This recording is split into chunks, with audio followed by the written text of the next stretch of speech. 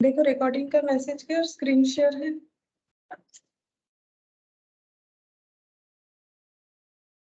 Yes ma'am. अच्छा अच्छा, देखो लास्ट क्लास में हम लोगों ने फाइनल अकाउंट्स जो कर रहे थे वो कंप्लीट करने के बाद ये वाला थ्योरी जो है मैंने पढ़ाया था कि कंपोनेंट ऑफ फाइनेंशियल स्टेटमेंट क्या होता है। ठीक है। अच्छा, आज हम लोग इस पे क्वेश्चन करेंगे इलास्ट्रेशन 1। ठीक है। और ये इलास्ट्रेशन किस पे बेस्ड है कि जो 3 कंसेप्ट होता है ये वाला, fundamental accounting assumption, accrual, going concern और कंसिस्टेंसी। तो गोइंग कंसर्न का जो कंसेप्ट है उस पे हम लोग देखेंगे कि अगर कोई एंटरप्राइज गोइंग कंसर्न है तो उसका फाइनल अकाउंट्स कैसे बनता है, और अगर वो गोइंग कंसर्न नहीं है तो उसका फाइनल अकाउंट्स कैसे बनेगा, उसका रूल्स हम लोग यहाँ पर देखेंगे। तो ये देखो, यहाँ पर एक बैलेंस शीट दिया हुआ है इलास्ट्रेशन 1 में। Balance sheet of trader on 31 March 2001, it is given below. ठीक है। क्या दे रखा है देखो, balance sheet liability capital, PL 10% loan, trade payable, PPE. PPE का मतलब एक्चुअली फिक्स्ड एसेट को आज की डेट पे प्रॉपर्टी प्लांट एंड इक्विपमेंट बोला जाता है। स्टॉक, ये क्लोजिंग स्टॉक है। ठीक है। स्टॉक बैलेंस शीट में हमेशा क्लोजिंग स्टॉक ही होता है, 31 मार्च का है। ट्रेड रिसीवेबल, डेफर्ड कॉस्ट और बैंक। ठीक है। तो ये सब डिटेल्स दिया हुआ है। अब यहाँ पर देखते हैं, देखो बोल रहा है the remaining life of property plant and equipment is 5 years।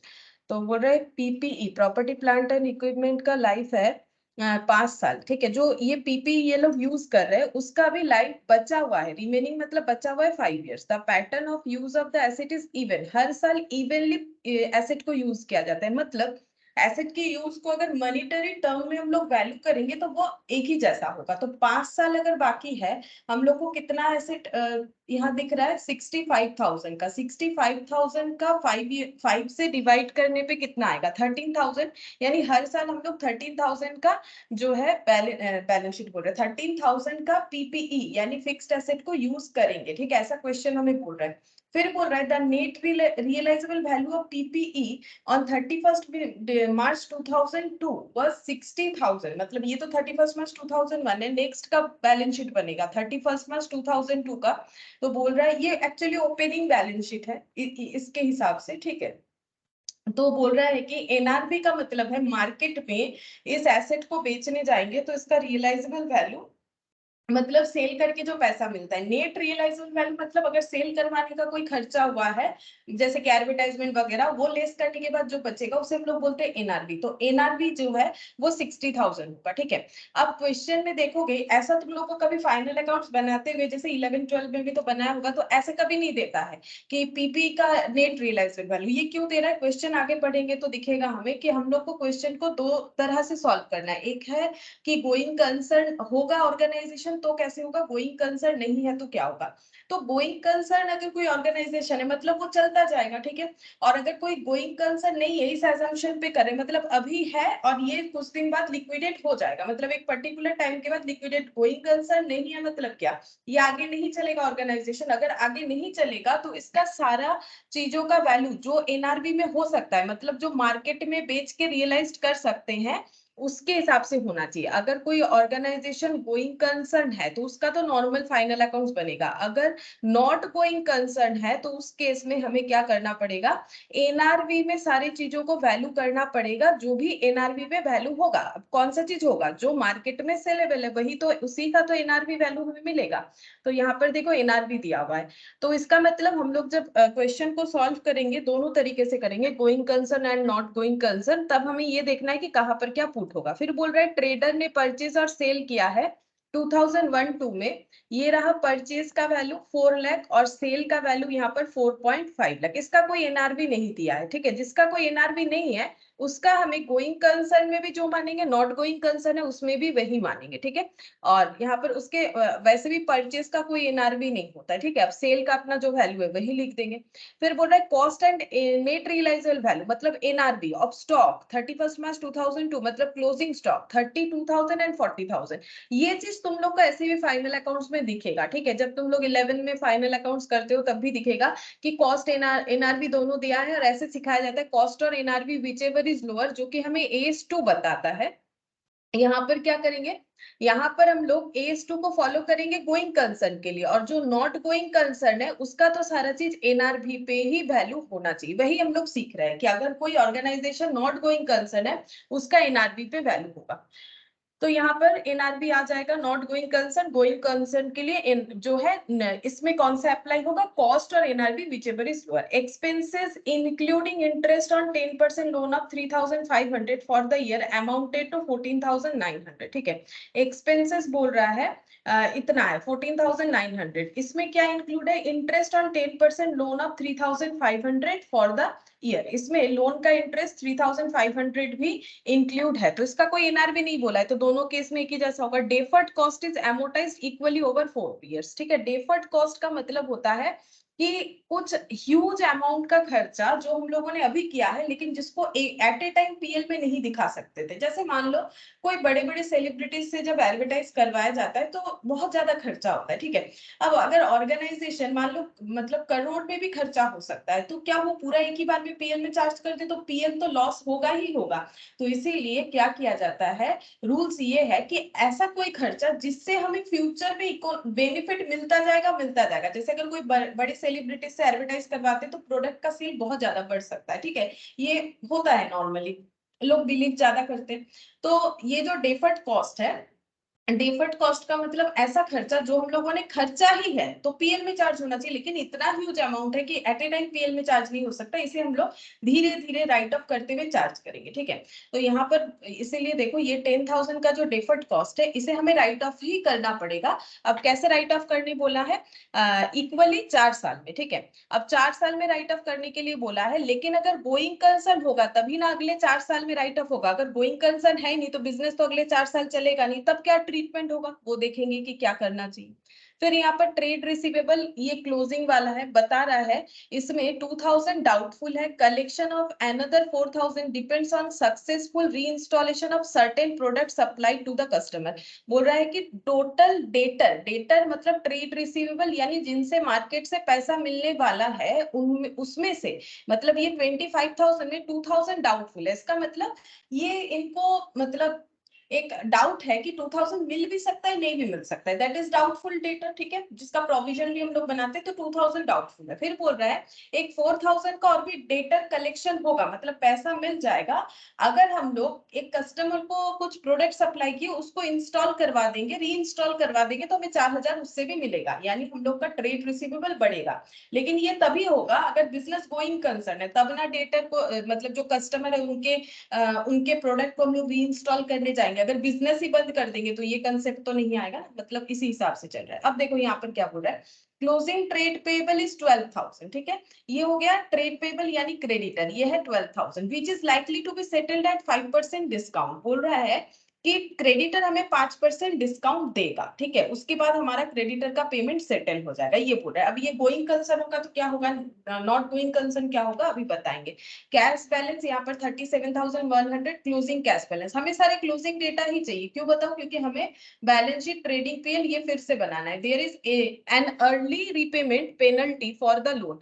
तो लोन क्या होता है ना, कभी कभी अगर अर्ली पेमेंट कर देते हैं, जैसे मान लो हम लोगों ने एक 5 साल का लोन लिया, ठीक है 5 इयर्स का लोन लिया, तो 5 इयर्स तक हम लोग बैंक को क्या देंगे, इंटरेस्ट देंगे। ठीक है, अब मान लो अचानक से 1 2 3 4 5, ठीक है, अचानक से सेकेंड ईयर के एंड में आके हम लोग बोल रहे हैं हमारे पास इतना पैसा वैसा है कि हम लोग ये लोन पे रीपे करके और अपना अकाउंट क्लोज करना चाहते हैं। अब बैंक को होता है लॉस, क्यों, बैंक ने सोचा था मुझे इससे अर्निंग होगा इतना सारा साल, ठीक है इतने सारे साल मुझे इंटरेस्ट मिलेंगे, अब ये अगर पे कर देगा मुझे रीपे करेगा कि बोल रहा है मुझे अब लोन आगे कंटिन्यू नहीं करना है, मेरे पास पैसा आ चुका है, मैं आपका लोन का पैसा रीपे करना चाह रहे हैं, तो फिर इससे क्या होगा, जैसे जो रीपे करेगा उसके लिए प्रॉफिट है क्योंकि उसको आगे पूरा लोन में ही चलना हो तो उसको इंटरेस्ट देते जाना पड़ेगा। ठीक है, मतलब एक्स्ट्रा पैसा गिनना पड़ेगा, जबकि बैंक के लिए ये लॉस है क्योंकि बैंक का अर्निंग कम हो जाएगा। तो बैंक क्या कर सकता है, पेनल्टी चार्ज कर सकता है। ठीक है, आप लोन रीपे कर दो लेकिन आपको मुझे एक्स्ट्रा पैसा देना पड़ेगा क्योंकि आपके इस डिसीजन से मेरा लॉस हुआ है। ठीक है, तो ये यहाँ पर वही पेनल्टी का मतलब वही बात हो गया।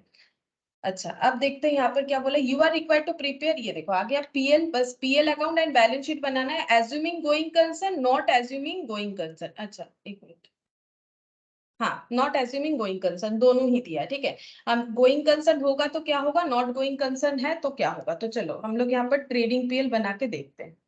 पीएल बनाएंगे, बेसिकली हमें ट्रेडिंग नहीं बोला है, वैसे ओपनिंग स्टॉक सेल वगैरह दिया है जो कि ट्रेडिंग से रिलेटेड है, लेकिन देखो बोल रहा है पीएल, तो पीएल में ही ना ट्रेडिंग आइटम दिखा दो। Question 1, profit and loss account for the year ended 31st March 2000।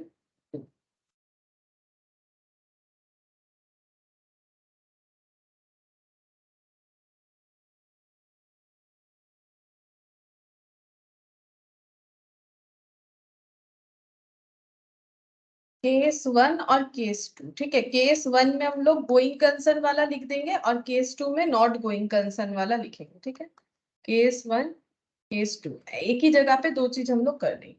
अच्छा, सबसे पहले यहाँ पर देखते हैं, ये केस 1 2 है ना, उसी हिसाब से मैंने यहाँ पर लिख दिया। गोइंग कंसर्न के लिए पहले सबसे पहले लिखेंगे, अगर कुछ ओपनिंग स्टॉक है तो ट्रेडिंग वाला डेटा भी तो लिखना है ना, तो ओपनिंग स्टॉक है कौन सा, ये जो क्लोजिंग स्टॉक है, क्योंकि हम लोग कौन सी ईयर का फाइनेंशियल स्टेटमेंट बना रहे हैं, 31 मार्च 2002 का। ये कौन सा है, 31 मार्च 2001, यानी कि 1 अप्रैल 2001। तो ये ओपनिंग स्टॉक हो गया, तो इसका कुछ नेट रियलाइजेबल वैल्यू नहीं है, तो ये दोनों जगह पे सेम डेटा पुट होगा, टू ओपनिंग स्टॉक। बस हमें ध्यान रखना है केस 2 जो कि नॉट गोइंग कंसर्न है, अगर कुछ एनआरवी होता है टॉपिक पे तो वो एनआरवी पे रिकॉर्ड होना चाहिए। उसका लॉजिक यही है कि अब बेच देना है ना, जब हमें बिजनेस आगे बढ़ाना ही नहीं है तो जो भी रियलाइज्ड होगा उसे बेच देना है, इसलिए एनआरवी पे रिकॉर्ड होना चाहिए। अच्छा, 30,000 देखो ओपनिंग स्टॉक, यहाँ पर 30,000 ओपनिंग स्टॉक। फिर यहाँ पर बोल रहा है रिमेनिंग लाइफ ऑफ प्रॉपर्टी, ये तो पीपी बोल रहा है। अच्छा, और कुछ देखते हैं ट्रेडिंग रिलेटेड कुछ इंफॉर्मेशन था कि नहीं। ये देखो परचेस था, ठीक है, ट्रेडर्स परचेस। हम बैलेंस शीट भी बना लेते हैं, साथ साथ बैलेंस शीट का भी रिकॉर्डिंग करते जाएंगे। यहाँ पर बैलेंस शीट बना लेते हैं, balance sheet as on 31 March 2000।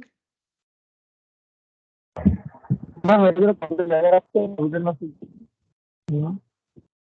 बोलो। প্রফিট এন্ড লস অ্যাকাউন্টের জন্য কত টাকা জায়গা রাখতে হবে? প্রফিট এন্ড লস অ্যাকাউন্টের জন্য এই এতটা রাখো, তাহলে হবে, দেখাচ্ছি। ওকে ঠিক আছে। 8 থেকে 10 লাইন লিখতে হতে পারে ওইভাবে। तो बैलेंस शीट यहाँ पर, इसमें भी going concern and not going concern के ऊपर डिपेंड करेगा। लाइबिलिटीज,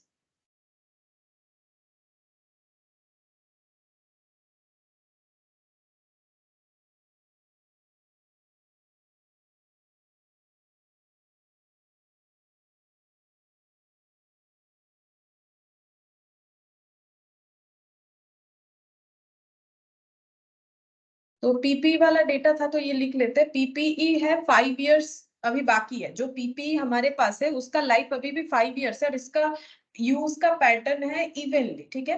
तो यहाँ पर हम लोग पहले लिखेंगे प्रॉपर्टी, आइटम का नाम लिखते हैं प्रॉपर्टी प्लांट एंड इक्विपमेंट। अच्छा, ये है कितने का, ये है 65,000 का, तो ये हम लोग का ओपनिंग वैल्यू हो गया।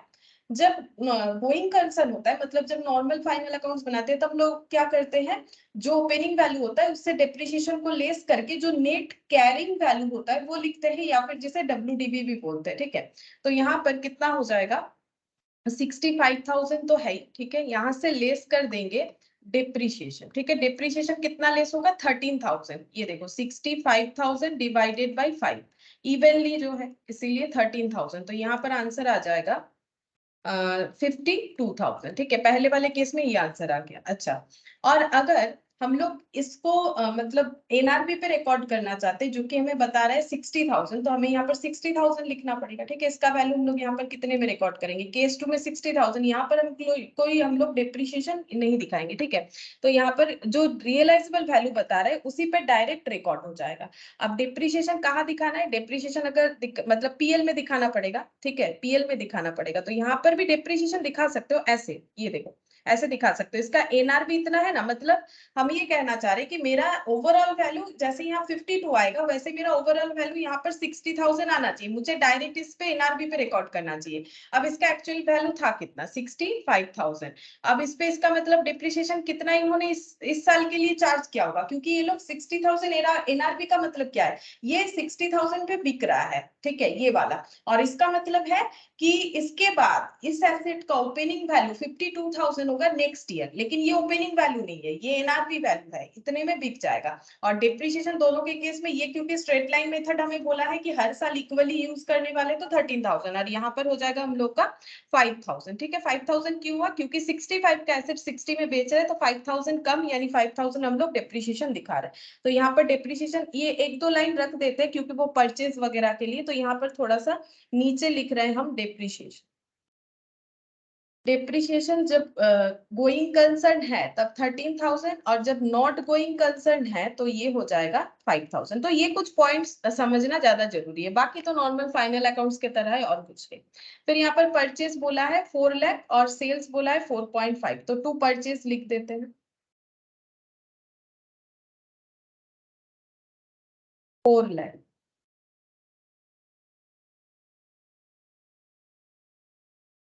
और सेल्स तो एनआरवी पे ही होता है। ठीक है, तो सेल्स मतलब एनआरवी नहीं, एक्चुअली सेल्स का मतलब है रियलाइजेबल वैल्यू। ठीक है, कि हम लोग बेच के क्या कमा रहे हैं, तो ये दोनों केस में ही सेम रहेगा, जिस पे एनआरवी बोलेगा उसी पे हम लोग केस 2 में उसका एप्लीकेशन करेंगे। अच्छा, फिर यहाँ पर बोल रहा है cost and net realisable value of stock, closing stock. ठीक है, तो यहाँ पर लिखेंगे बाय क्लोजिंग स्टॉक। तो जब गोइंग कंसर्न होता है तो AS2 अप्लाई होगा, कॉस्ट और एनआरवी व्हिचएवर इज लोअर, यानी कि 32,000 यहाँ पर। ठीक है, और ये एनआरवी पे रिकॉर्ड होगा, इसीलिए 40,000, क्योंकि ये नॉट गोइंग कंसर्न है। अच्छा, फिर नेक्स्ट देखो, कॉस्ट ये वाला पॉइंट भी हो गया, ये वाला पॉइंट ये भी हो गया। ठीक है, अच्छा, अब क्लोजिंग स्टॉक जो है वो हम लोग यहाँ पर भी रिकॉर्ड करेंगे बैलेंस शीट में। ठीक है, क्लोजिंग स्टॉक जो है बैलेंस शीट में भी रिकॉर्ड होगा, तो यहाँ पर लिखेंगे स्टॉक या फिर क्लोजिंग स्टॉक। तो ये 32,000 और यहाँ पर हो जाएगा 40,000।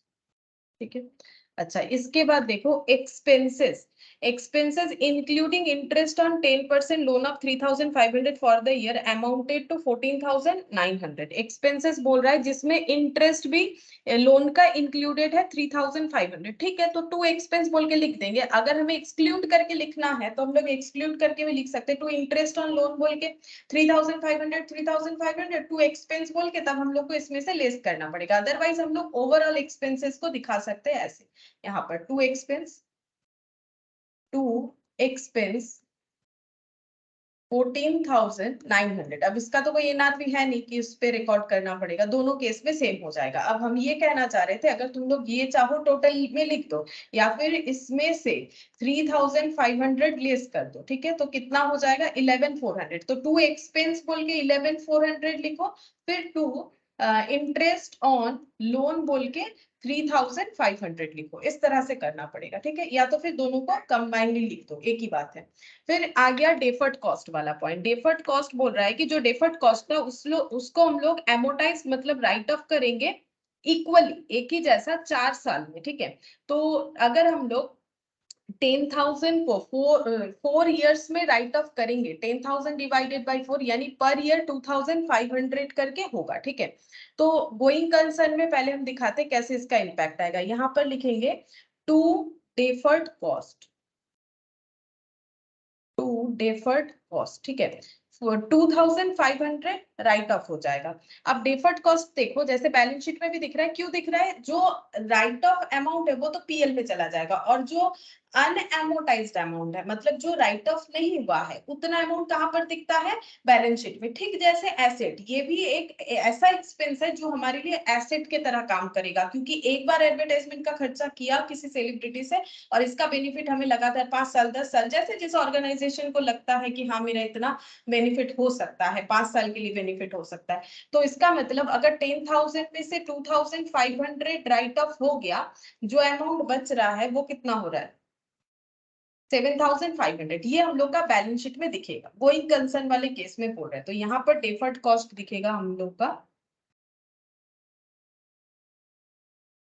डेफर्ड कॉस्ट ये दिखेगा 7,500। ठीक है, ये कैसे 7,500 आया, 10,000 यहाँ पर चाहो तो ब्रैकेट में अपने समझने के लिए लिख लो, माइनस 2,500, ये दिखेगा 7,500। अच्छा, अब नेक्स्ट, अच्छा नेक्स्ट क्या, इसका गोइंग कंसर्न वाला देखते हैं। गोइंग कंसर्न वाला कैसा होगा, अगर बिजनेस मेरा आगे चलेगा ही नहीं, ठीक है, बिजनेस अगर मेरा आगे चलेगा ही नहीं, तो ये डेफर्ड कॉस्ट जो है ये मुझे पूरा का पूरा पीएल में चार्ज करके राइट ऑफ करना पड़ेगा, इसको अनएमोटाइज्ड हालत में तो रख नहीं सकते हैं, इसीलिए जो 10,000 है वो पूरा का पूरा यहाँ पर सॉरी पीएल में जाएगा ना, ये हम पीएल सोच के लिखते हैं, यहाँ पर पहले लिखते हैं पूरा का पूरा यहाँ पर मुझे चार्ज करना पड़ेगा, लॉस हो प्रॉफिट हो उससे कोई मतलब नहीं, जब बिजनेस को आगे रखना ही नहीं है तो पूरा डेफर्ड कॉस्ट को हम लोग पीएल में राइट ऑफ कर देंगे, तो अनएमोटाइज्ड अमाउंट हम लोग का कुछ भी नहीं बचेगा। ठीक है, ये ट्रीटमेंट होता है। फिर यहाँ पर बोल रहा है देखो, ट्रेड रिसीवेबल यानी जो डेटर है वो 25,000 है, जिसमें डाउटफुल डेब्ट है 2,000। ठीक है, और कलेक्शन ऑफ अनदर 4,000 डिपेंड्स, देखो ये कलेक्ट होगा ऐसा गारंटी नहीं है, बोल रहे depends on successful reinstallation of certain product supplied to the customer. ठीक है, अगर हम लोग कस्टमर को क्या करते हैं, कोई एक प्रोडक्ट है, ठीक है, सर्टेन प्रोडक्ट जो उन्होंने डिमांड किया होगा वो अगर हम लोग सप्लाई कर देते हैं और उनके लिए वो सक्सेसफुली रीइंस्टॉल भी करवा देते हैं, तो हमें 4,000 मिल सकता है। ठीक है, ऐसा यहाँ पर बोला गया है। और पहले से जो बोल रहा है कि क्लोजिंग मतलब जब ईयर एंड हुआ तब कैलकुलेट करके देखा गया है कि 25,000 का ट्रेड रिसीवेबल है, लेकिन उसमें से 2,000 डाउटफुल है, तो इसको हम लोग कैसे लिखेंगे, यहाँ पर पहले लिखते हैं ट्रेड रिसीवेबल, ट्रेड रिसीवेबल। तो ट्रेड रिसीवेबल कितना हो जाएगा, सोचो बैलेंस शीट में तुम लोग कैसे लिखते थे, पहले यहाँ पर ऐसे डेटर लिखते थे, तो डेटर कितना लिखेंगे 25,000, अगर कोई बैड डेप्ट होता था कंफर्म तो वो लेस कर देते थे, फिर जो बचता था उस पे अगर कोई पीबीडीडी क्रिएट करना है तो परसेंटेज ऑफ पीबीडीडी करके पीबीडीडी क्रिएट करते थे, तो पीबीडीडी का यहाँ पर अमाउंट बोलती है, बैड डेप्ट नहीं है। ठीक है, तो मुझे अगर डाउट है कि मेरा 2,000 डेटर जो है वो जनरेट हो भी सकता है नहीं भी हो सकता है, तो मेरा डेटर का अमाउंट 25,000 से 2,000 लेस होके 23,000 हो जाएगा। ठीक है, यहाँ पर ब्रैकेट में दिखाते हैं 25,000 माइनस 2,000, 23,000 हो जाएगा। ठीक है, ट्रेड रिसीवेबल। अच्छा, यहाँ पर हम लोग क्या रिकॉर्ड करेंगे, यहाँ पर हम लोग प्रोविजंस को रिकॉर्ड करेंगे, टू प्रोविजन फॉर डाउटफुल डेब्ट, डाउटफुल डेब्ट ये कितना हो जाएगा 2,000। ठीक है, अच्छा अब ये 4,000 का क्या क्या इम्पैक्ट आएगा, देखो यहाँ पर बोल रहा है कि 4,000 ये डिपेंड करेगा कि अगर हम लोग फ्यूचर में कस्टमर का डिमांड फुलफिल करके सर्टेन प्रोडक्ट दे देते हैं और उससे सक्सेसफुली रीइंस्टॉल करवा देते हैं, तो हमें 4,000 का कलेक्शन हो सकता है। तो अगर ये गोइंग कंसर्न है तो उसमें इसका इम्पैक्ट क्यों दिखाए, जिस साल ये काम होगा उसी साल दिखाएंगे। ठीक है, जिस साल ये काम होगा उसी साल दिखाएंगे। 2002 में तो 25,000 का डेटा क्रिएटेड है, लेकिन 2,000 डाउटफुल है तो उसका एडजस्टमेंट दिखा दिया, और ये 4,000 हमें कलेक्शन हो सकता है फ्यूचर में, तो अगर गोइंग कंसर्न है फ्यूचर में जब होगा तब इसका ट्रीटमेंट दिखाएंगे। लेकिन अगर गोइंग कंसर्न नहीं है तो इसका मतलब 4,000 का रिकवरी हम लोग कभी नहीं कर सकते हैं आगे, क्योंकि बिजनेस ही बंद हो जाएगा। तो ये जो 4,000 हमें मिल सकता है जो कि ये कंडीशन पे डिपेंड कर रहा है, वो हमारे साथ ऑकर्ड और नहीं होगा।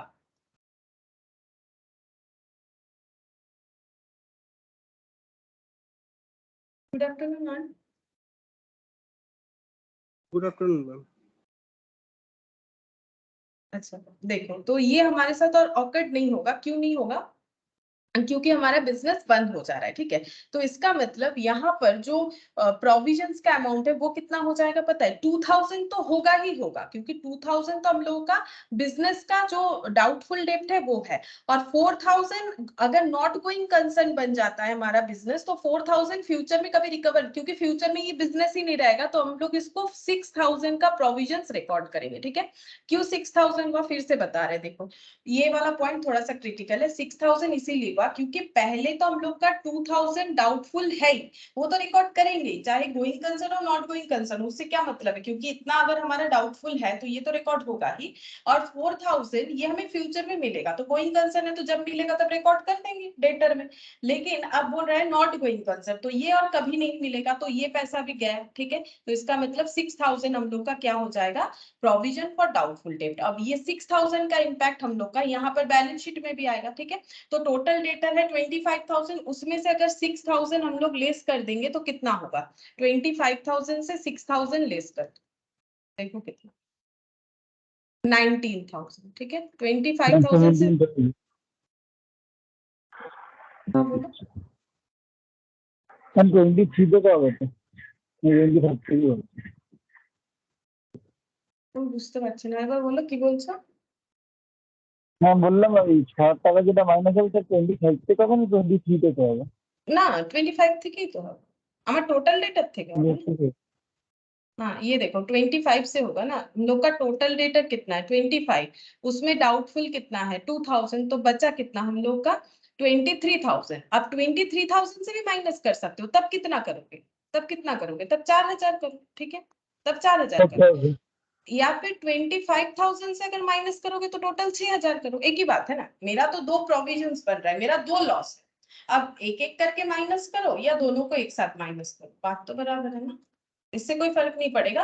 हमें बस इतना समझना है कि गोइंग कंसर्न वाले में हमारा सिर्फ 2000 वाला ही आएगा कंसेप्ट, 4000 वाला नहीं आएगा। क्यों नहीं आएगा, क्योंकि ये फ्यूचर का बात है, जब फ्यूचर में हमें डेटर से ये पैसा मिलेगा, उनको जो डिमांडेड प्रोडक्ट है वो देके रीइंस्टॉल करवाएंगे, तब ये पैसा मिल जाएगा, तब जो डेटर का वैल्यू रहेगा उसमें ये 4000 आ जाएगा। लेकिन मेरा बिजनेस फ्यूचर में नहीं रहेगा, ऐसा हम सोच रहे हैं, मतलब नहीं है फ्यूचर में बिजनेस। तो अगर मुझे पता है कि हम बिजनेस करते हैं तो मेरा ये कलेक्शन होता, तो मेरा वो नहीं होगा ना कलेक्शन, तो ये मेरा लॉस है। तो इसीलिए मेरा जो डेटर है इसमें हम बोलेंगे मेरा मार्केट से रिसीवेबल कितना है, यहाँ पर हो जाएगा 19000, जो मेरा नॉट गोइंग कंसर्न है। और अगर गोइंग कंसर्न है तो ये 4000 मुझे मिलेगा ना फ्यूचर में, जब बिजनेस चलता जाएगा और हम डिमांडेड प्रोडक्ट भेजेंगे। अब जब मेरा बिजनेस ही नहीं रहेगा तो हम कस्टमर को कैसे कम्युनिकेट करेंगे, कस्टमर को तो प्रोडक्ट भेज नहीं सकते, इसीलिए, ठीक है। अब लेस यहाँ से करो या यहाँ से करो, मतलब 23000 से करो या 25000 से करो, बात एक ही है। लेकिन यहाँ से करना है तो 25 से पहले 2 फिर 4, एक ही बात है, या फिर 25 से 6000 कर दो,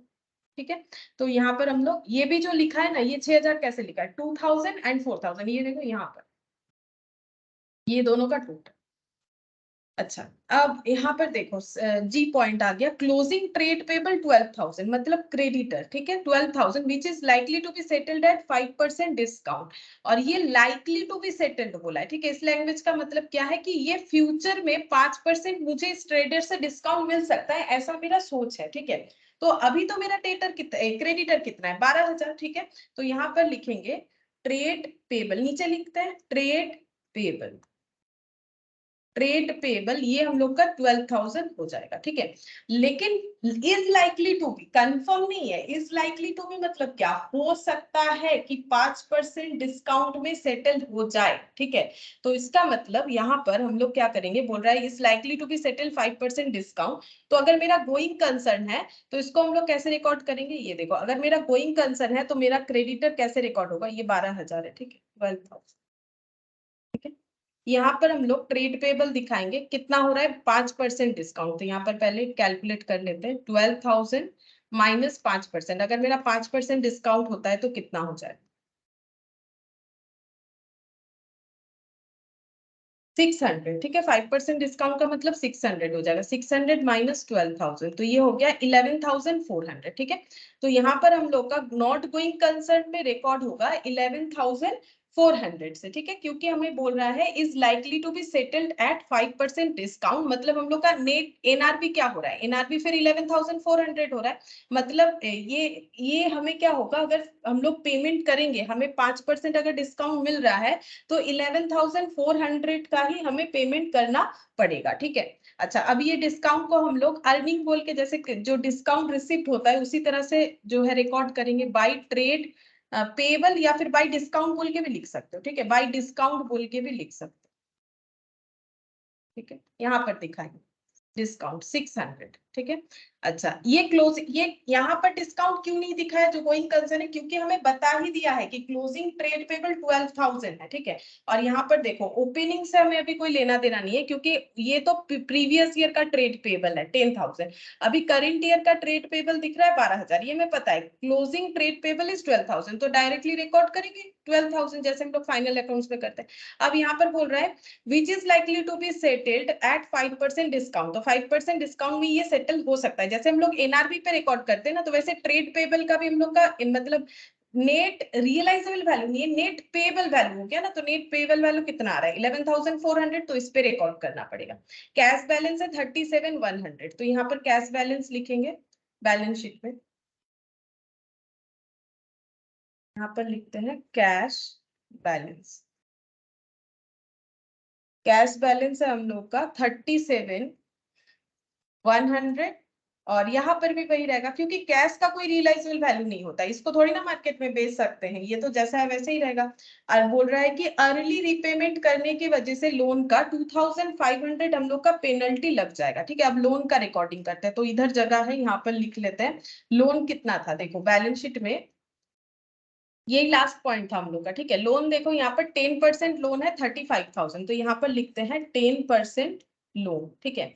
यहाँ लिखेंगे 35,000, क्योंकि लोन का कोई रीपेमेंट क्या है ऐसा नहीं बोल रहा है, लेकिन अगर मेरा बिजनेस मतलब गोइंग कंसर्न है और रीपेमेंट क्या ऐसा नहीं बोल रहा है, अर्ली रीपेमेंट कब करना पड़ेगा, जब बिजनेस बंद कर रहे हैं, जब बिजनेस बंद हो जाएगा, बिजनेस के नाम पे लिया गया लोन को भी तो बंद करना पड़ेगा, तो बैंक बोल रहा है रीपेमेंट कर सकते हो बट 2,500 रुपए एक्स्ट्रा देना पड़ेगा। तो लोन 35 का था, अगर हम लोग अर्ली रिपेमेंट कर रहे हैं, कब करेंगे, जब हमारा बिजनेस नॉट गोइंग कंसर्न होगा, तब हम लोगों का जो लोन का लाइबिलिटी है 35,000 तो पे करना ही पड़ेगा, और भी 2,500 यानी 37,500 पे करना पड़ेगा। फिर से बता रहे देखो, जब हम लोग का पेबल का कंसेप्ट आ रहा है, जैसे net payable value trade payable का निकाला ना, वैसे इसका भी, तो 35,000 हम लोग का लोन का अमाउंट है। अर्ली पेमेंट कब करेंगे, जब बिजनेस मेरा गोइंग कंसर्न नहीं हो रहा है, तभी तो मुझे अर्ली पेमेंट करने का कंसेप्ट आएगा, तो अर्ली पेमेंट करने से पेनल्टी लगेगा 2,500, तो यहाँ पर पेनल्टी ऐड होके पेबल अमाउंट लोन का 37,500 हो जाएगा, ठीक है। अच्छा, अब ये पेनल्टी को हम लोग यहाँ पर भी रिकॉर्ड करेंगे, ये हम लोग का एक्सपेंस है टू लोन पेनल्टी, ठीक है। अब पेनल्टी जो है केस 1 में तो नहीं आएगा, केस 2 में आ जाएगा 2,500, ठीक है, ये हो गया। अच्छा, और देखते हैं और क्या बच रहा है। अब हम लोग का देखो पॉइंट तो सारा कवर हो गया, यहां से देखते हैं पीपी लिख लिया, क्लोजिंग स्टॉक अपना लिख लिया, ट्रेड रिसीवेबल लिख लिया, डेफर्ड कॉस्ट बैंक, मतलब ये पॉइंट्स चेक कर रहे हैं कि हमारे सारे पॉइंट्स हो गए कि नहीं। ट्रेड पेबल 10, ये नहीं हुआ, 10% लोन और कैपिटल, तो कैपिटल तो दोनों जगह पे जैसा है, मतलब दोनों जगह पे सेम अमाउंट ही लिखेंगे 60,000, ठीक है। कैपिटल यहाँ पर लिख लेते हैं, कैपिटल 60,000, 60,000, ठीक है। यहाँ पर लिखेंगे प्रॉफिट एंड लॉस,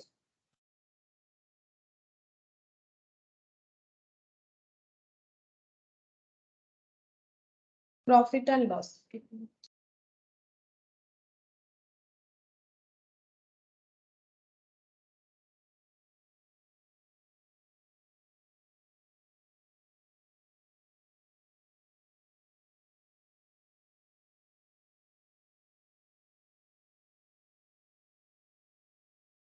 एक मिनट,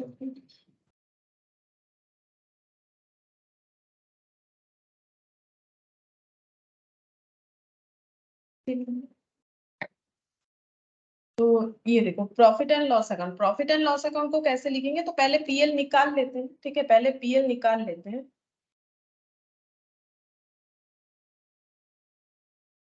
अच्छा देखो तुम लोग कैलकुलेट करो यहाँ पर पीएल कितना आएगा, एक्चुअली नेटवर्क इशू तुम लोग टोटल करके मुझे बताओ इधर कितना आ रहा है, हम बताते तब तक। इधर वाला है वो 4,50,000 और 32,000, तो 4,82,000।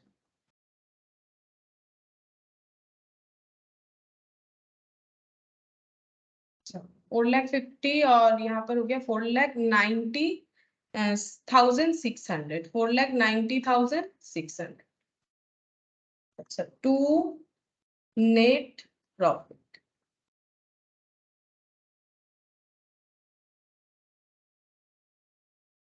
$4,90,600, 4,82,000,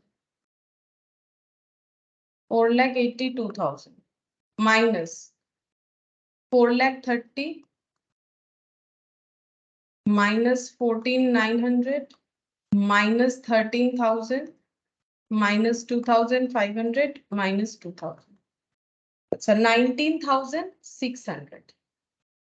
तो यहाँ पर 4,90,600 माइनस 30,000 माइनस 4,00,000,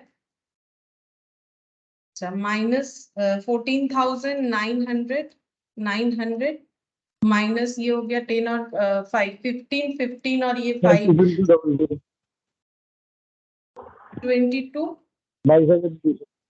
22,200 ये हो गया। अब हम लोग यहाँ पर पीएल बनाएंगे, तो पीएल कैसे बनता है, जो प्रीवियस पीएल है देखो, ये नॉर्मली जब तुम लोग फाइनल अकाउंट्स करते हो सोल प्रोप्राइटर का, तो यहाँ पर नेट प्रॉफिट बोल के ऐड कर देते हो ना, फिर यहाँ पर कैपिटल का अमाउंट आ जाता है। तो यहाँ इन्होंने क्या किया, इसको अलग से दिखाया, ठीक है कोई बात नहीं। तो कैपिटल में क्योंकि एडेड नहीं है, तो कैपिटल हम लोग का कितना दिखता है 82,500, तब हमें यहाँ पर और अलग से ऐड नहीं करना पड़ता, क्योंकि ये एडेड नहीं है तो प्रीवियस ईयर का प्रॉफिट तो हमें लेना ही पड़ेगा प्लस ये।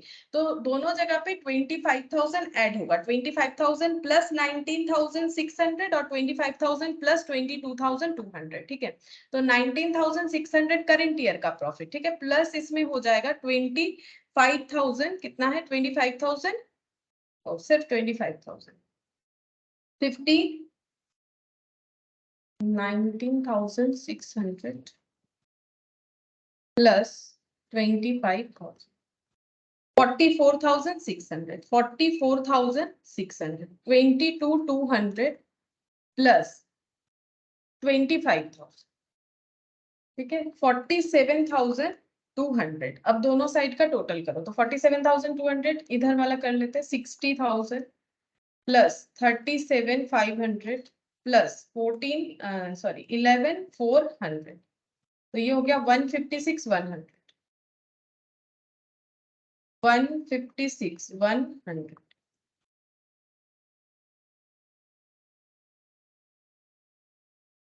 156,100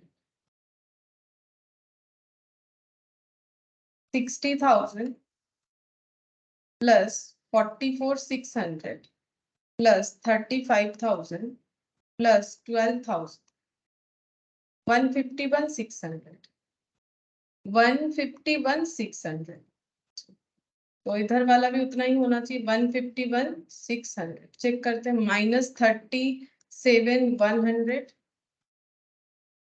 minus 23,32 7,500 23,32 7,500 माइनस ये वाला, ठीक है। तो टैली हो गया 60 40 1,19,000 प्लस 37,000 1,19,000 प्लस 37,000, ये चेक किया शायद 1,19,000 प्लस 37 1,56,000 37,100 था, ठीक है टैली हुआ है, ठीक है। तो ऐसा क्वेश्चन आ सकता है, दोनों ही पूछ ले, ऐसा जरूरी नहीं है कि गोइंग कंसर्न और नॉट गोइंग कंसर्न दोनों पूछ ले, लेकिन अगर पूछे तो हमें इस तरह से करना पड़ेगा, ठीक है। अच्छा इसके बाद हम लोग ये कुछ एग्जाम्पल से ये बता देते हैं। देखो यहाँ पर बोल रहा है ये तुम लोग को पता है कि ये गोइंग कंसर्न होने से कैसे ट्रीट होगा, सॉरी ये जो है एक्रूअल बेसिस, जो हम लोग का फंडामेंटल अकाउंटिंग एजम्पशन था उसमें हम लोग का गोइंग कंसर्न के साथ साथ ये भी था कि हम लोग का जो अकाउंटिंग है वो कैसे होता है, एक्रूअल बेसिस पे होता है। ठीक है, ये उसी का एक एग्जाम्पल है कि एक्रूअल बेसिस पे होता है। ये क्यों होता है तो ये देखो हम दिखा देते हैं। अगर हम लोग एक्रूअल बेसिस पे नहीं करके कैश बेसिस पे करेंगे तो हमारा पीएल कैसे दिखेगा, ये देखो। ये जस्ट समझने के लिए, ठीक है, इस पे से कुछ क्वेश्चन वेश्चन नहीं आता, ये जस्ट कंसेप्ट के लिए हम बता रहे हैं। ये देखो यहाँ पर trader purchase article A on credit in period 1 for 50,000. He also purchased article B in period 1 for 2,000. तो पीरियड 1 में इन्होंने क्या किया है, 50,000 का ए आर्टिकल खरीदा है जो कि क्रेडिट पे खरीदा है, बी आर्टिकल खरीदा है कैश में खरीदा है। अगर हम लोग एक्रूअल बेसिस पे अकाउंटिंग कर रहे हैं, जो कि हम ये वाला दिखा रहे हैं, तो हम लोग नॉर्मली क्या करते हैं, यहाँ पर लिखते हैं टू परचेज। ठीक है, अब परचेज में अगर हम लोग का पीरियड 1 मतलब सेम पीरियड से रिलेटेड परचेज है, अब चाहे वो कैश हो या क्रेडिट, तो हम लोग टोटल परचेज कितना दिखा देंगे, टोटल परचेज दिखा देंगे कि 52,000 है। ठीक है, फिर यहाँ पर देखो सेल किया है आर्टिकल ए को 60,000 में और आर्टिकल बी को 2,500, ये कैश में ये क्रेडिट में। हम लोग जब यहाँ पर बाई सेल रिकॉर्ड करते हैं तो कैश क्रेडिट से मतलब नहीं है, अगर ड्यूरिंग द पीरियड का है, जैसे कि ये पूरा का पूरा सभी पीरियड 1 का है, तो ये हमारे अकाउंटिंग में आ जाएगा। तो ये हो गया 62,500। ठीक है, अब हम लोग इससे रिलेटेड प्रॉफिट को यहाँ पर रिकॉर्ड कर देते हैं। प्रॉफिट ही हो रहा है क्योंकि 52,000 का टोटल परचेज था, अलग अलग आइटम, जिसका सेल टोटल 62,500 है। अगर हम लोग इसको देखें 62,500 माइनस हो जाएगा 52,000, तो यहाँ पर प्रॉफिट आ रहा है 10,500। ठीक है, ऐसा हम लोग करते हैं। तो ये हम लोग का प्रॉफिट है, लेकिन ये पूरा प्रॉफिट कैश रिसीव नहीं हुआ क्योंकि हम लोग सारी चीज जो है कैश में बेच नहीं पाए, कुछ कैश कुछ क्रेडिट, बिजनेस तो ऐसा ही होता है। तो हम लोग का ग्रॉस प्रॉफिट यहाँ पर 10,500। ठीक है,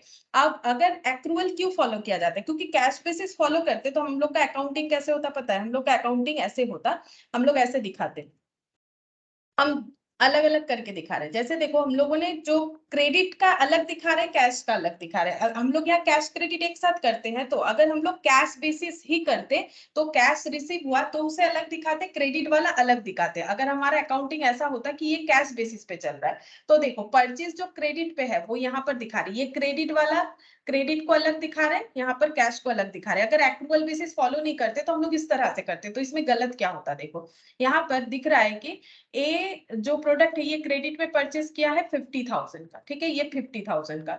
अच्छा, फिर यहाँ पर बोल रहा है बी परचेज हुआ है कैश में, तो बी परचेज हुआ है कैश में, तो कैश वाले जगह पे मैंने 2,000 दिखा दिया। फिर बोल रहा है ए सेल हुआ है कैश में, तो बाई यहाँ पर सेल, ठीक है, कितना 60,000, और यहाँ पर दिखता बाई सेल जो है 2,500, ये क्रेडिट वाला। ठीक है, ये क्रेडिट वाला, तो क्रेडिट सेल को मैंने क्रेडिट जगह पे दिखा दिया। अब अगर हम लोग इसको रिकॉर्ड करेंगे तो यहाँ पर ग्रॉस प्रॉफिट आ जाएगा 52,000। ठीक है, और यहाँ पर लॉस आ जाएगा बाई नेट लॉस या gross loss, sorry gross loss आ जाएगा। तो 50,000 माइनस 2,500 कितना होगा, ये 47,500 का लॉस जनरेट हुआ है, 47,500। तो देखो ये अकाउंटिंग जो है इरेशनल हो गया कि 2,000 का चीज खरीद के 60,000 में बेच दिया और 52,000 प्रॉफिट कमा लिया, और यहाँ पर 50,000 का चीज खरीद के 2,500 में बेच दिया और 47,500 का लॉस हो गया। तो ये तभी होगा अगर हम लोग एक्रूअल बेसिस फॉलो नहीं करेंगे। मतलब एक्रूअल बेसिस क्यों किया गया है तो उसके लिए ये मैंने समझा है। ठीक है, बाकी इसका नॉर्मली मतलब एग्जाम क्वेश्चन से कोई लेना देना नहीं है, लेकिन क्यों एक्रूअल बेसिस किया जाता है, एक्रूअल बेसिस करने से हमें से ही प्रॉफिट पता चलता है। ठीक है, से ही प्रॉफिट कितना है। अगर ऑर्गेनाइजेशन अपना अलग अलग आइटम को कैश क्रेडिट इस तरह से अलग अलग रिकॉर्ड करेगा तो उसमें गलत हो जाएगा कंसेप्ट। ठीक है, तो एक्चुअली 10,500 का प्रॉफिट है जो हम लोग तभी दिखा सकते हैं अगर हम लोग कैश बेसिस के जगह इसे, ये देखो यहाँ पर वही बोला, profit and loss account of the trader by two basis of accounting are shown below, मतलब जो भी मैंने करके दिखाया। A look at the cash basis profit and loss account will convince by any reader of the irrationality of cash basis of accounting. ठीक है, ये irrational है, ऐसे करके हम लोग अकाउंटिंग करेंगे तो इससे हमें गलत इंफॉर्मेशन मिलेगा। ठीक है, अच्छा अब देखो ये एग्जाम्पल 2 जो है ये इंपॉर्टेंट है, कभी कभार जो है इससे क्वेश्चन आ जाता है। जैसे देखो क्या लिखा हुआ है एग्जाम्पल 2 में, यहाँ पर बोल रहा है कि A limited has entered into a binding agreement with P limited. P limited के साथ एक बाइंडिंग एग्रीमेंट किया गया है। किसने किया है? ए लिमिटेड ने। तो ए लिमिटेड ने क्या किया है? पी लिमिटेड के साथ एक बाइंडिंग एग्रीमेंट किया है two by A custom made machine for 40,000। ठीक है, तो ए लिमिटेड पी लिमिटेड से मशीन खरीदेगा। मशीन किसके पास है? मशीन है इसके पास, इससे ये खरीदेगा कितने का? 40,000 का। ऐसा इनका एक बाइंडिंग एग्रीमेंट हो चुका है। At the end of 2001 to before delivery of the machine A limited had to change its method of production. जिस प्रोडक्शन प्रोसेस को मतलब आगे बढ़ाने के लिए इन्होंने मशीन खरीदने का सोचा था, अब इन्होंने अपना प्रोडक्शन प्रोसेस को ही चेंज कर डाला। The new method will not require the machine ordered and it will be scraped after delivery. बोल रहा है नया मशीन जो आएगा ना, उसका कोई काम ही नहीं रहा। लेकिन क्योंकि बाइंडिंग एग्रीमेंट हो चुका है, बाइंडिंग एग्रीमेंट हो चुका है, तो हम लोगों को क्या करना पड़ेगा? मशीन को लेना तो पड़ेगा पी लिमिटेड से, लेकिन हम लोग उसे स्क्रैप मतलब फेंक देंगे। ठीक है, आफ्टर डिलीवरी मतलब फेंक देंगे, यानी जो है मार्केट में अगर बिकेगा कोई स्क्रैप वैल्यू में तो बेच देंगे, बाकी हमारे लिए रद्दी है क्योंकि हम लोग इसका यूज ही नहीं कर सकते हैं। The expected scrap value is nil, मतलब तो फेंकना ही पड़ेगा। अब ये कोई खरीदने वाला भी नहीं है, मार्केट में इसका कोई वैल्यू ही है नहीं। ये liability is recognised when outflow of economic resources in settlement of present obligations can be anticipated and the value of outflow can be reliably measured. In the given case A limited should recognise the liability of 40,000 to P limited. ये answer बता रहा है। ठीक है, क्योंकि example है तो यहाँ पर आंसर्स किया गया है, तो हम बताते हैं इसका हमें क्या ट्रीटमेंट करना चाहिए। ये क्वेश्चन हमें बता रहा है अगर ये कंडीशन है तो इसका हमें क्या ट्रीटमेंट करना चाहिए। अब देखो हम लोग को पी लिमिटेड को तो पैसा देना ही पड़ेगा, बाइंडिंग एग्रीमेंट है 40,000। ठीक है, तो पी लिमिटेड का तो क्रेडिट बनेगा ही बनेगा। पी लिमिटेड तो हमारा क्रेडिटर बन के ही रहेगा क्योंकि बाइंडिंग एग्रीमेंट है, तो पी लिमिटेड हमारा क्रेडिटर होगा। अब क्योंकि हम लोग इस मशीन को यूज नहीं कर पाएंगे और इसका कोई मार्केट में वैल्यू भी नहीं है, स्क्रैप नील है, तो इसका मतलब 40,000 का पूरा हम लोग का लॉस होगा। पी लिमिटेड को 40,000 देंगे तो पी लिमिटेड से लाइबिलिटी जनरेट हुआ। अब लॉस को रिकॉर्ड करेंगे तो लॉस क्या होगा, कैसे लिखेंगे? Loss on change in production method. ठीक है, ऐसे लिख सकते हो, चेंज इन प्रोडक्शन मेथड। यहाँ नीचे लिखा हुआ है आंसर, हम दिखा देते हैं। क्यों लॉस हो रहा है 40,000 का? क्योंकि प्रोडक्शन मेथड चेंज हो गया, तो loss on change in production method to P limited. अब इसको हम लोग कहाँ पर ट्रांसफर करेंगे? पीएल में ट्रांसफर कर देंगे। Profit and loss account debit, profit and loss account debit to ये वाला, to loss on change in production. ठीक है, loss on change in production, ये देखो यहाँ पर दिखाते हैं। Loss on change in production method to P limited. P limited हम लोग का लाइबिलिटी रहेगा, जैसे क्रेडिटर बन रहा है ये। ठीक है, अगर हम लोग एसेट लेते, इसके जगह अगर एसेट यूजेबल होता तो हम लोग फिक्स्ड एसेट डेबिट करते, उसके जगह हम लोग एसेट खरीद के लॉस में जा रहे हैं। क्योंकि जो स्क्रैप वैल्यू अगर मिल जाता, मान लो ये 40,000 से 2,000 हमारा रिकवरी हो जाता, तो हम लोग का लॉस 38 हो जाता और हम लोग 2,000 बैंक बोल के दिखा देते। तो वो तो नहीं हो रहा है, हम लोग एसेट अपना बेच दे रहे हैं, वो भी बिक के कुछ मिल नहीं रहा है क्योंकि स्क्रैप वैल्यू 0 है, तो फुल्ली लॉस। ठीक है, 40,000 का लॉस, तो 40,000 का लॉस को कैसे रिकॉर्ड करेंगे? ये लॉस क्यों हुआ? क्योंकि हम लोगों ने जो मतलब प्रोडक्शन मेथड को ही चेंज कर डाला। तो नाम क्या दिया गया है लॉस का? Loss on change in production method to P limited. ठीक है, अब हर एक लॉस कहाँ ट्रांसफर होता है? पीएल में ट्रांसफर होता है, तो PL to loss on change in production method. तो ऐसा क्वेश्चन आ सकता है। ठीक है, तो ये हो गया loss due to change in production method और ये हो गया loss transfer to profit and loss account. बाकी ये जो एलाबोरेट किया गया है इसको पढ़ने का जरूरत नहीं है, अगर मतलब इंटरेस्ट है तो पढ़ के देख सकते हो, लेकिन मैंने कंसेप्ट बता दिया कि क्यों ऐसा हो रहा है।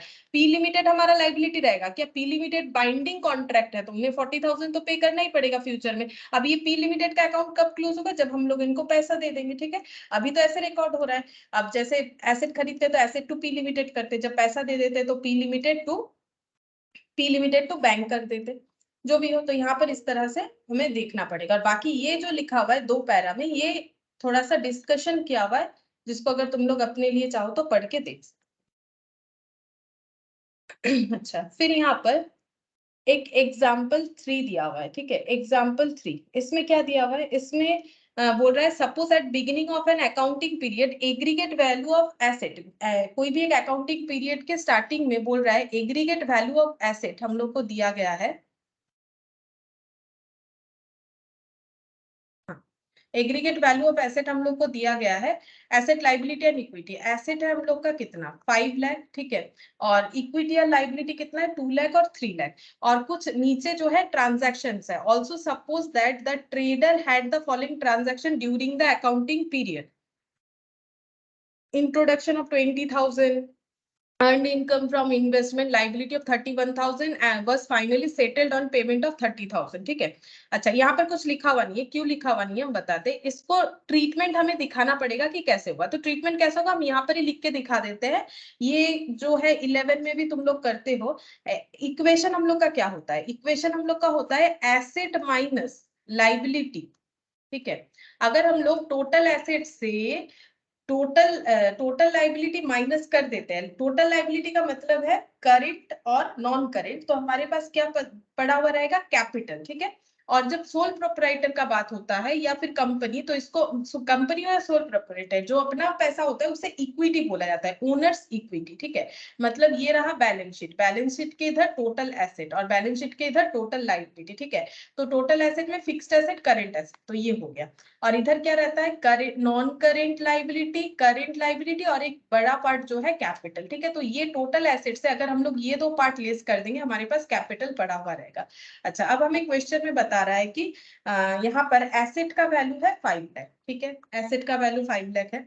अच्छा, लाइबिलिटीज कितना है 2 लाख, लाइबिलिटीज है 2 लाख, तो इक्विटी कितना होगा ऑटोमेटिकली 3 लाख होगा। इसके बाद कुछ ट्रांजैक्शंस का इम्पैक्ट हमें इसी इक्वेशंस पे दिखाना है। ठीक है, तो ये देखो ट्रांजैक्शन क्या हुआ है, बोल रहा है हम लोगों ने कैपिटल इंट्रोडक्शन किया है 20,000। ठीक है, 20,000 का कैपिटल इंट्रोडक्शन किया है, तो क्या ट्रीटमेंट होगा। अब ना ये क्योंकि 5 लाख इन लाख में लिखा हुआ है, तो 20,000 को अगर लाख में ट्रांसफर करोगे तो डिवाइडेड बाई 1 लाख करने से वो लाख में ट्रांसफर हो जाएगा, मतलब 0.2। ठीक है, 20,000 का मतलब 0.2 लाख। ठीक है, और 8,000 का मतलब ये नीचे के 8,000 का भी ट्रांजैक्शन है, तो इसको भी हम लाख में ट्रांसफर कर देते हैं 0.08 लाख। अगर तुम लोग चाहो तो पूरा लिख के भी कर सकते हो। अब इसका ट्रांजैक्शन हम समझाते हैं। देखो कैपिटल इंट्रोडक्शन का एंट्री क्या होता है, कैश टू कैपिटल। ठीक है, ये सब 11 का चीज है, कैश टू कैपिटल। तो अगर हम लोग कैश इंट्रोडक्शन कर रहे हैं तो हमारा एसेट बढ़ेगा, एसेट बढ़ेगा, तो ये 5 है, 5.2 लाख हो जाएगा। ठीक है, अच्छा, अगर हम लोग कैश इंट्रोड्यूस कर रहे हैं एज अ कैपिटल, तो लाइबिलिटी में तो कोई इंपैक्ट नहीं आएगा, लेकिन मेरा कैपिटल बढ़ेगा। तो ये तो कैपिटल है, तो कैपिटल कितने से बढ़ेगा 3.2 से, तो जो 5.2 माइनस ये कितना हो गया 5.2 माइनस 2, ये माइनस करने से 3.2 आ रहा है। हाँ आ रहा है, ठीक है, तब ठीक है, हो गया। फिर बोल रहा है इनकम इन्वेस्टमेंट से अर्न किया है 0.08। तो इन्वेस्टमेंट से इनकम अर्न करने का मतलब क्या है, bank to interest on investment. ठीक है, तो इंटरेस्ट ऑन इन्वेस्टमेंट मतलब पैसा आया कैश या बैंक, तो ये यहाँ पर एसेट या जहां पर करेंट एसेट है पैसा है वो बढ़ेगा। तो ये पहले से 5.2 है, इसमें और 0.08 अगर लगेगा तो ये 5.28 हो जाएगा। ठीक है, तो ये 5.28 बन गया। अच्छा, अगर मेरा इनकम बढ़ेगा तो इसका इम्पैक्ट मेरा कहां पर होगा, इनकम मेरा eight the end of the year PL में जाता है, तो वो नेट प्रॉफिट बनता है। तो नेट प्रॉफिट बनेगा तो मेरा प्रॉफिट कहां पर ऐड होगा, कैपिटल में ऐड होगा। तो ये 3.2 जो है इसमें भी 0.08 का इम्पैक्ट दिखना चाहिए, तो ये हो जाएगा 3.28। ठीक है, 3.28 हो जाएगा। और ये 2 लाख ही रहेगा क्योंकि इसमें कोई इम्पैक्ट नहीं आ रहा है। इम्पैक्ट समझो कि कहां पर क्या इम्पैक्ट आ रहा है, तो इसका मतलब ये माइनस करके 3.28 भी आ रहा है, यानी मैंने जो इक्वेशन बनाया वो सही हुआ है, इस तरह से बनेगा। अच्छा, यहाँ पर नेक्स्ट देखो क्या बोल रहा है, यहाँ पर एक लाइबिलिटी बताया है, liability of 31,000 was finally settled on payment of 30,000। बोल रहा है 31,000 का लाइबिलिटी 30,000 में सेटल हो जाएगा। अच्छा, 31,000 डिवाइडेड बाई 1 लाख पहले कर लेते हैं, तो ये बन रहा है 0.31 और ये 0.30 बनेगा। ठीक है, जो कम अमाउंट में सेटल हो रहा है। अब इसका इम्पैक्ट क्या आएगा, हम लोग का एक लाइबिलिटी है, बोल रहा है कितने का 31,000 का, जो कि हम लोग का 30,000 में सेटल हो जाएगा, ऐसा कहना है। तो लाइबिलिटी अगर मुझे पे करेंगे, हम अगर लाइबिलिटी पे करेंगे तो सबसे पहला बात है मेरा लाइबिलिटी कम हो जाएगा। कितना पे कर रहे हैं 0.30 पे कर रहे हैं। ठीक है, क्योंकि 1,000 हमें मतलब 31 और 30 में डिफरेंस 1,000 का होता है, 1,000 कम पेमेंट करना पड़ रहा है। 2 माइनस 0.3 ये हो गया 1.7, तो ये लाइबिलिटी हम लोग का 1.7 हो जाएगा। 2 है, 2 माइनस कितना हो जाएगा, 2 माइनस अच्छा सॉरी, लाइबिलिटी जो रिकॉर्ड है उतने से ही तो कम होगा ना, ये 3-1 से कम होगा। मतलब समझो, जब मेरा लाइबिलिटी रिकॉर्ड हुआ था तो ऐसा रिकॉर्ड हुआ होगा, यहाँ पर ये देखो, जैसे मान लो अगर क्रेडिटर का ही है तो ऐसे रिकॉर्ड हुआ होगा, टू क्रेडिटर बोल के। अगर ये लाइबिलिटी सपोज क्रेडिटर का है तो ऐसे हुआ होगा, परचेज टू क्रेडिटर बोल के 31,000। जब हम पे कर रहे हैं तो क्रेडिटर मुझे बोल रहा है 31,000 का सेटलमेंट हो जाएगा, अगर आप सिर्फ 30 पे करते हो तो बाकी मुझे डिस्काउंट मिल गया, ये एग्जांपल। तो मेरा लाइबिलिटी 31 का पूरा ही तो मेरा बुक्स ऑफ अकाउंट से चला गया, क्योंकि रिकॉर्डेड तो 31 से ही था ना। तो लाइबिलिटी जो है 2, वो उसमें अगर 0.31 हट जाएगा तो कितना बचेगा, 1.69। ठीक है, तो ये लाइबिलिटी मेरा 1.69 हो जा रहा है, कम हो गया। ठीक है, अब पेमेंट कितना करना पड़ा, 0.30। तो एसेट कितने से कम होगा, 5.28 से 0.30 कम कर दो तो एसेट उतने से कम हो जाएगा। 5.28 से 0.30 कम कर दो, एसेट बन जाएगा 4.98। ठीक है, एसेट बन जाएगा 4.98। अब ये दोनों का डिफरेंस हम लोग का इक्विटी आ जाएगा 1.69। तो ये डिफरेंस हमें इक्विटी बता रहा है 3.29, ये हम लोग का इक्विटी हो जाएगा। ठीक है, इक्विटी मतलब जो बचा हुआ वैल्यू, एसेट माइनस लायबिलिटी करके। बाकी यहाँ पर अगर इक्विटी का इंपैक्ट देखोगे 3.28 था, क्योंकि मुझे डिस्काउंट मिला कितने का, 1000 का। 1000 यानी 1000 डिवाइडेड बाय 1 लाख करोगे तो 0.01 आएगा। तो 3.28 में ये देखो 3.28 में 0.01 ऐड होके 3.29 बन गया। ठीक है, तो इस तरह से हम लोग का इक्विटी जो है वर्क कर रहा है, मतलब इक्विटी हो या एसेट हो या लायबिलिटी। तो ओवरऑल इससे क्या पता चला, ओवरऑल इससे यही पता चला मेरा इक्विटी 3 लाख से 3.29 लाख हुआ है, मतलब मेरा बिजनेस करके प्रॉफिट हुआ है। प्रॉफिट नहीं होने से कैपिटल बढ़ नहीं सकता है। ठीक है, प्रॉफिट हुआ होगा तभी कैपिटल बढ़ा है। ठीक है, अब आगे देखो, इस पे इसी क्वेश्चन को ना कंटिन्यू किया गया है। बोल रहा है कि continue with the example 3 given earlier, suppose the trader had the following further transaction. इसके बाद ट्रेडर का और भी कुछ ट्रांजैक्शंस किया गया है, जैसे कि ये वाला यहाँ पर बोल रहा है वेजेस पे किया है 2000 का। तो 2000 मतलब कितना हो जाएगा, 2000 डिवाइडेड बाई 1 लाख, तो ये हो गया 0.02। ठीक है, 0.02। तो 4.98 का एसेट था, वेजेस पे करेंगे तो मेरा कैश जाएगा, कैश जाएगा तो एसेट कम होगा। तो 0.02 करके देखो, -4.98, तो ये हो गया 4.96। ठीक है, 4.96 का मेरा एसेट कम हो गया वेजेस पे करने से। लाइबिलिटी पे तो कोई इंपैक्ट नहीं आएगा, क्योंकि ये तो खर्चा है। अब खर्चा पे किया है तो पीएल में जाके हिट करेगा, और पीएल में हिट करेगा तो मेरा कैपिटल में इंपैक्ट आएगा। तो मेरा कैपिटल जो है वो कम होगा, क्योंकि प्रॉफिट से ही तो पैसा दिया होगा। प्रॉफिट कहाँ पर है, कैपिटल में इंक्लूडेड है। 3.29 से माइनस कर देंगे 0.02। ठीक है, तो इसका मतलब वैल्यू बच रहा है 3.27। ठीक है, तो अभी मेरा कैपिटल इतना बच रहा है। अच्छा, आगे देखो, रेंट है आउटस्टैंडिंग 1000। अब 1000 का मतलब 0.01 हो जाएगा। अब रेंट आउटस्टैंडिंग का मतलब क्या हो गया, मेरा लाइबिलिटी बढ़ गया। लाइबिलिटी कितना था, 1.69, इसमें 0.01 ऐड हो जाएगा, तो ये कितना हो जाएगा 1.70। तो लाइबिलिटी बन जाएगा यहाँ पर 1.70 बढ़ के। ठीक है, अच्छा, एसेट में तो कोई इंपैक्ट नहीं आएगा, क्योंकि मेरा रेंट आउटस्टैंडिंग है। तो इसका मतलब क्या हो जाएगा, ये हम लोग का लाइबिलिटी है, rent account debit to outstanding rent. ठीक है, और अगर मेरा लाइबिलिटी जनरेट हुआ तो आउटस्टैंडिंग रेंट भी तो मेरा पीएल में दिखता है, अगर पे होता है तो भी दिखता है, पेबल है तो भी दिखता है। तो उसका इंपैक्ट नेट प्रॉफिट में भी आता है, क्योंकि जब हम लोग आउटस्टैंडिंग रेंट दिखाते हैं खर्चा, तो मेरा पीएल नेट प्रॉफिट कम होता है ना। तो यहाँ पर भी 3.27 से कितना कम हो जाएगा, 0.01 कम हो जाएगा। ठीक है, तो 3.27 माइनस 0.01, तो यहाँ पर आंसर आ जाएगा 3.26। ये आ गया 3.26, ये दोनों का इम्पैक्ट। और ड्रॉइंग्स है 4000, मतलब 0.04। ड्रॉइंग्स करने से तो कैपिटल कम होगा, तो पहला बात है 3.26 से ये कम हो जाएगा। 3.26 माइनस 0.04, तो ये वैल्यू आ जाएगा 3.2। ठीक है, ये लास्ट वाला इक्विटी का लास्ट वैल्यू लिख रहे हैं, इधर लिख रहे हैं 3.22 आ जाएगा।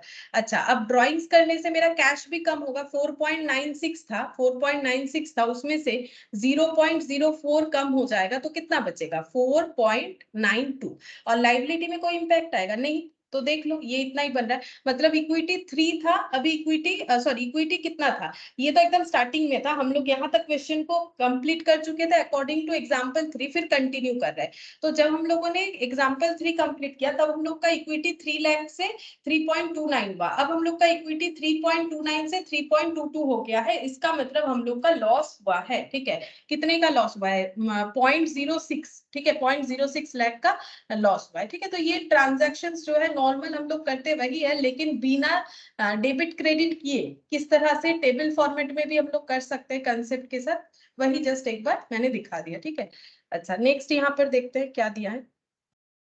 अच्छा हाँ, ये वाला देखो इलस्ट्रेशन 2, यहाँ पर क्या बोला है, ये जो लोग अभी एफएम वगैरह करते हो फाइनेंशियल मैनेजमेंट, उन लोग को तो और भी अच्छे से पता है, और जिन्होंने फाउंडेशन किया उनको टाइम वैल्यू ऑफ मनी पता है। ठीक है, अगर नहीं भी किया है तो अभी पता चल जाएगा। देखो यहाँ पर क्या बोल रहा है, कैरिंग अमाउंट एक मशीन का है 40,000, कैरिंग अमाउंट का मतलब है आज के डेट पे वो जिस वैल्यू पे दिख रहा है, मतलब उसका हिस्टोरिकल कॉस्ट मतलब जब हम लोगों ने वो एसेट खरीदा था तब जितने में खरीदा था। ठीक है, तो वो माइनस अब तक यूज करने के लिए जो डिप्रिसिएशन लगा, उसके बाद एसेट का वैल्यू है 40,000। अब क्या बोल रहा है, the machine is expected to generate 10,000 net cash inflow, मतलब ये मशीन यूज करके हमें कैश इनफ्लो मतलब बेनिफिट कैश के तौर पे कितना मिलने वाला है, 10,000 करके।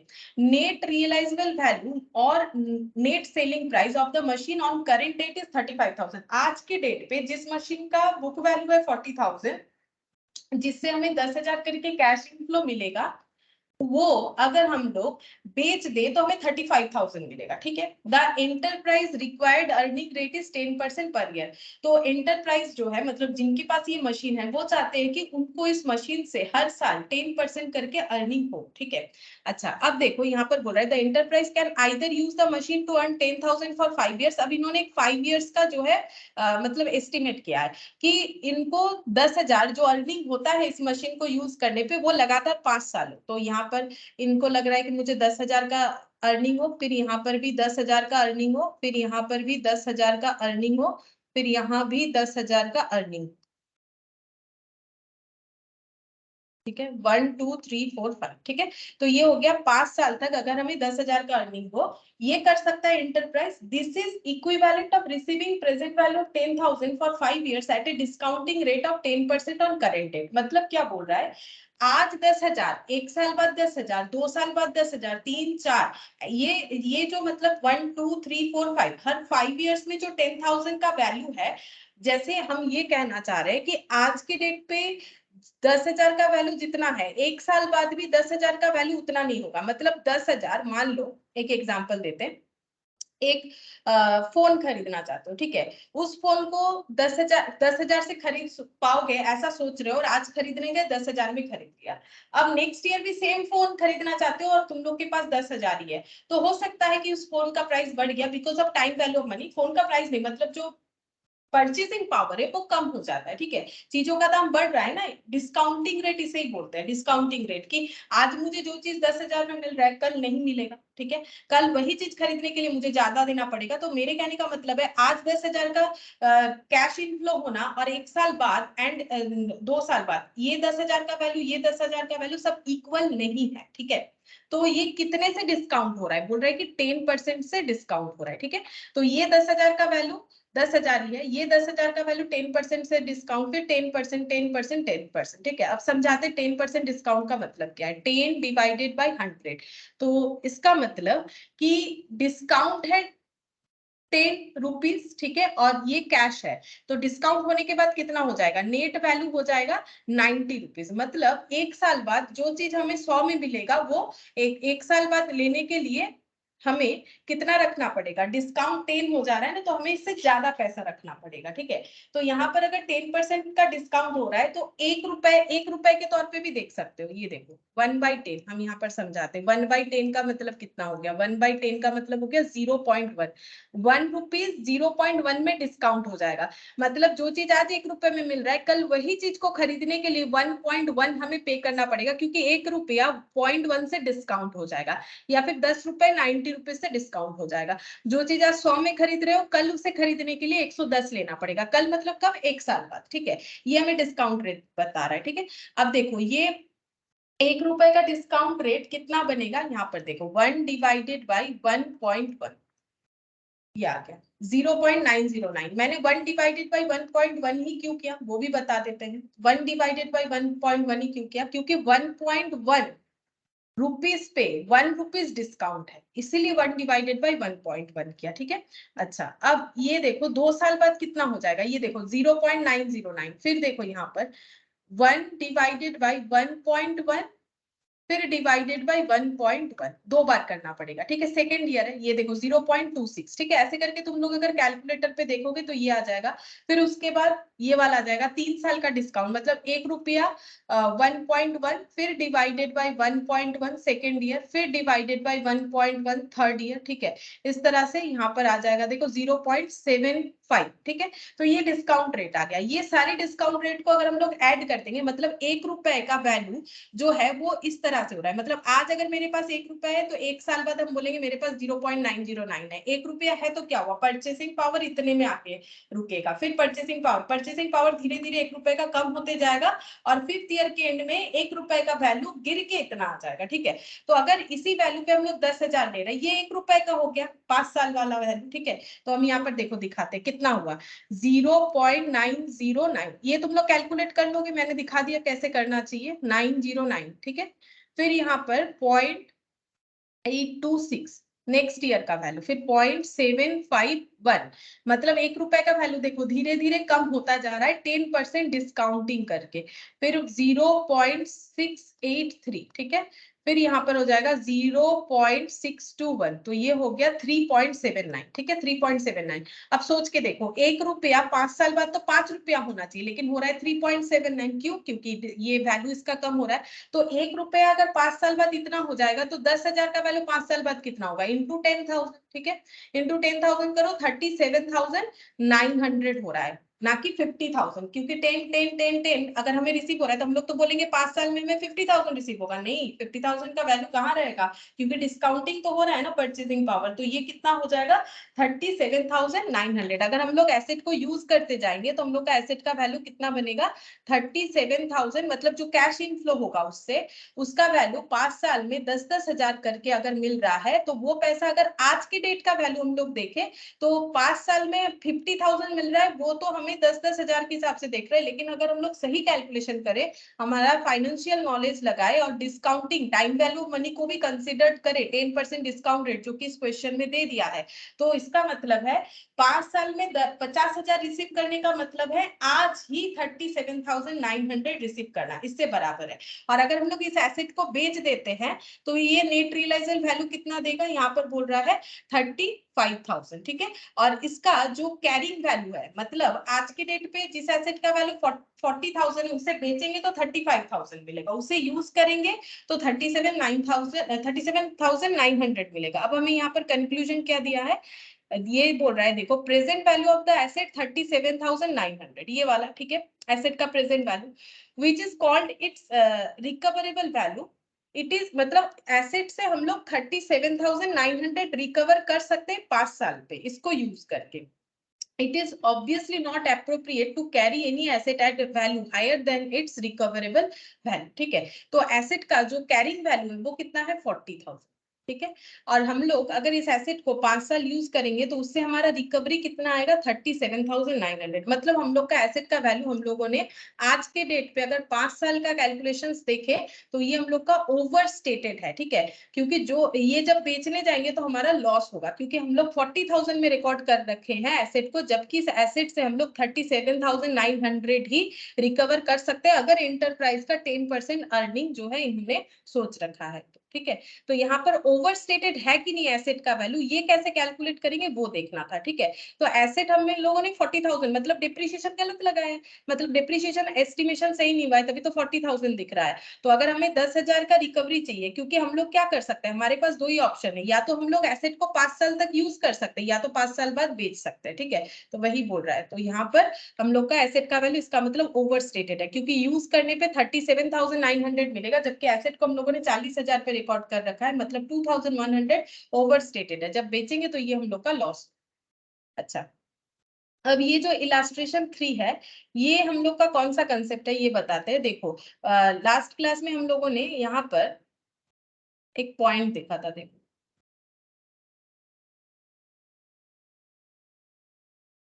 ये वाला, ठीक है।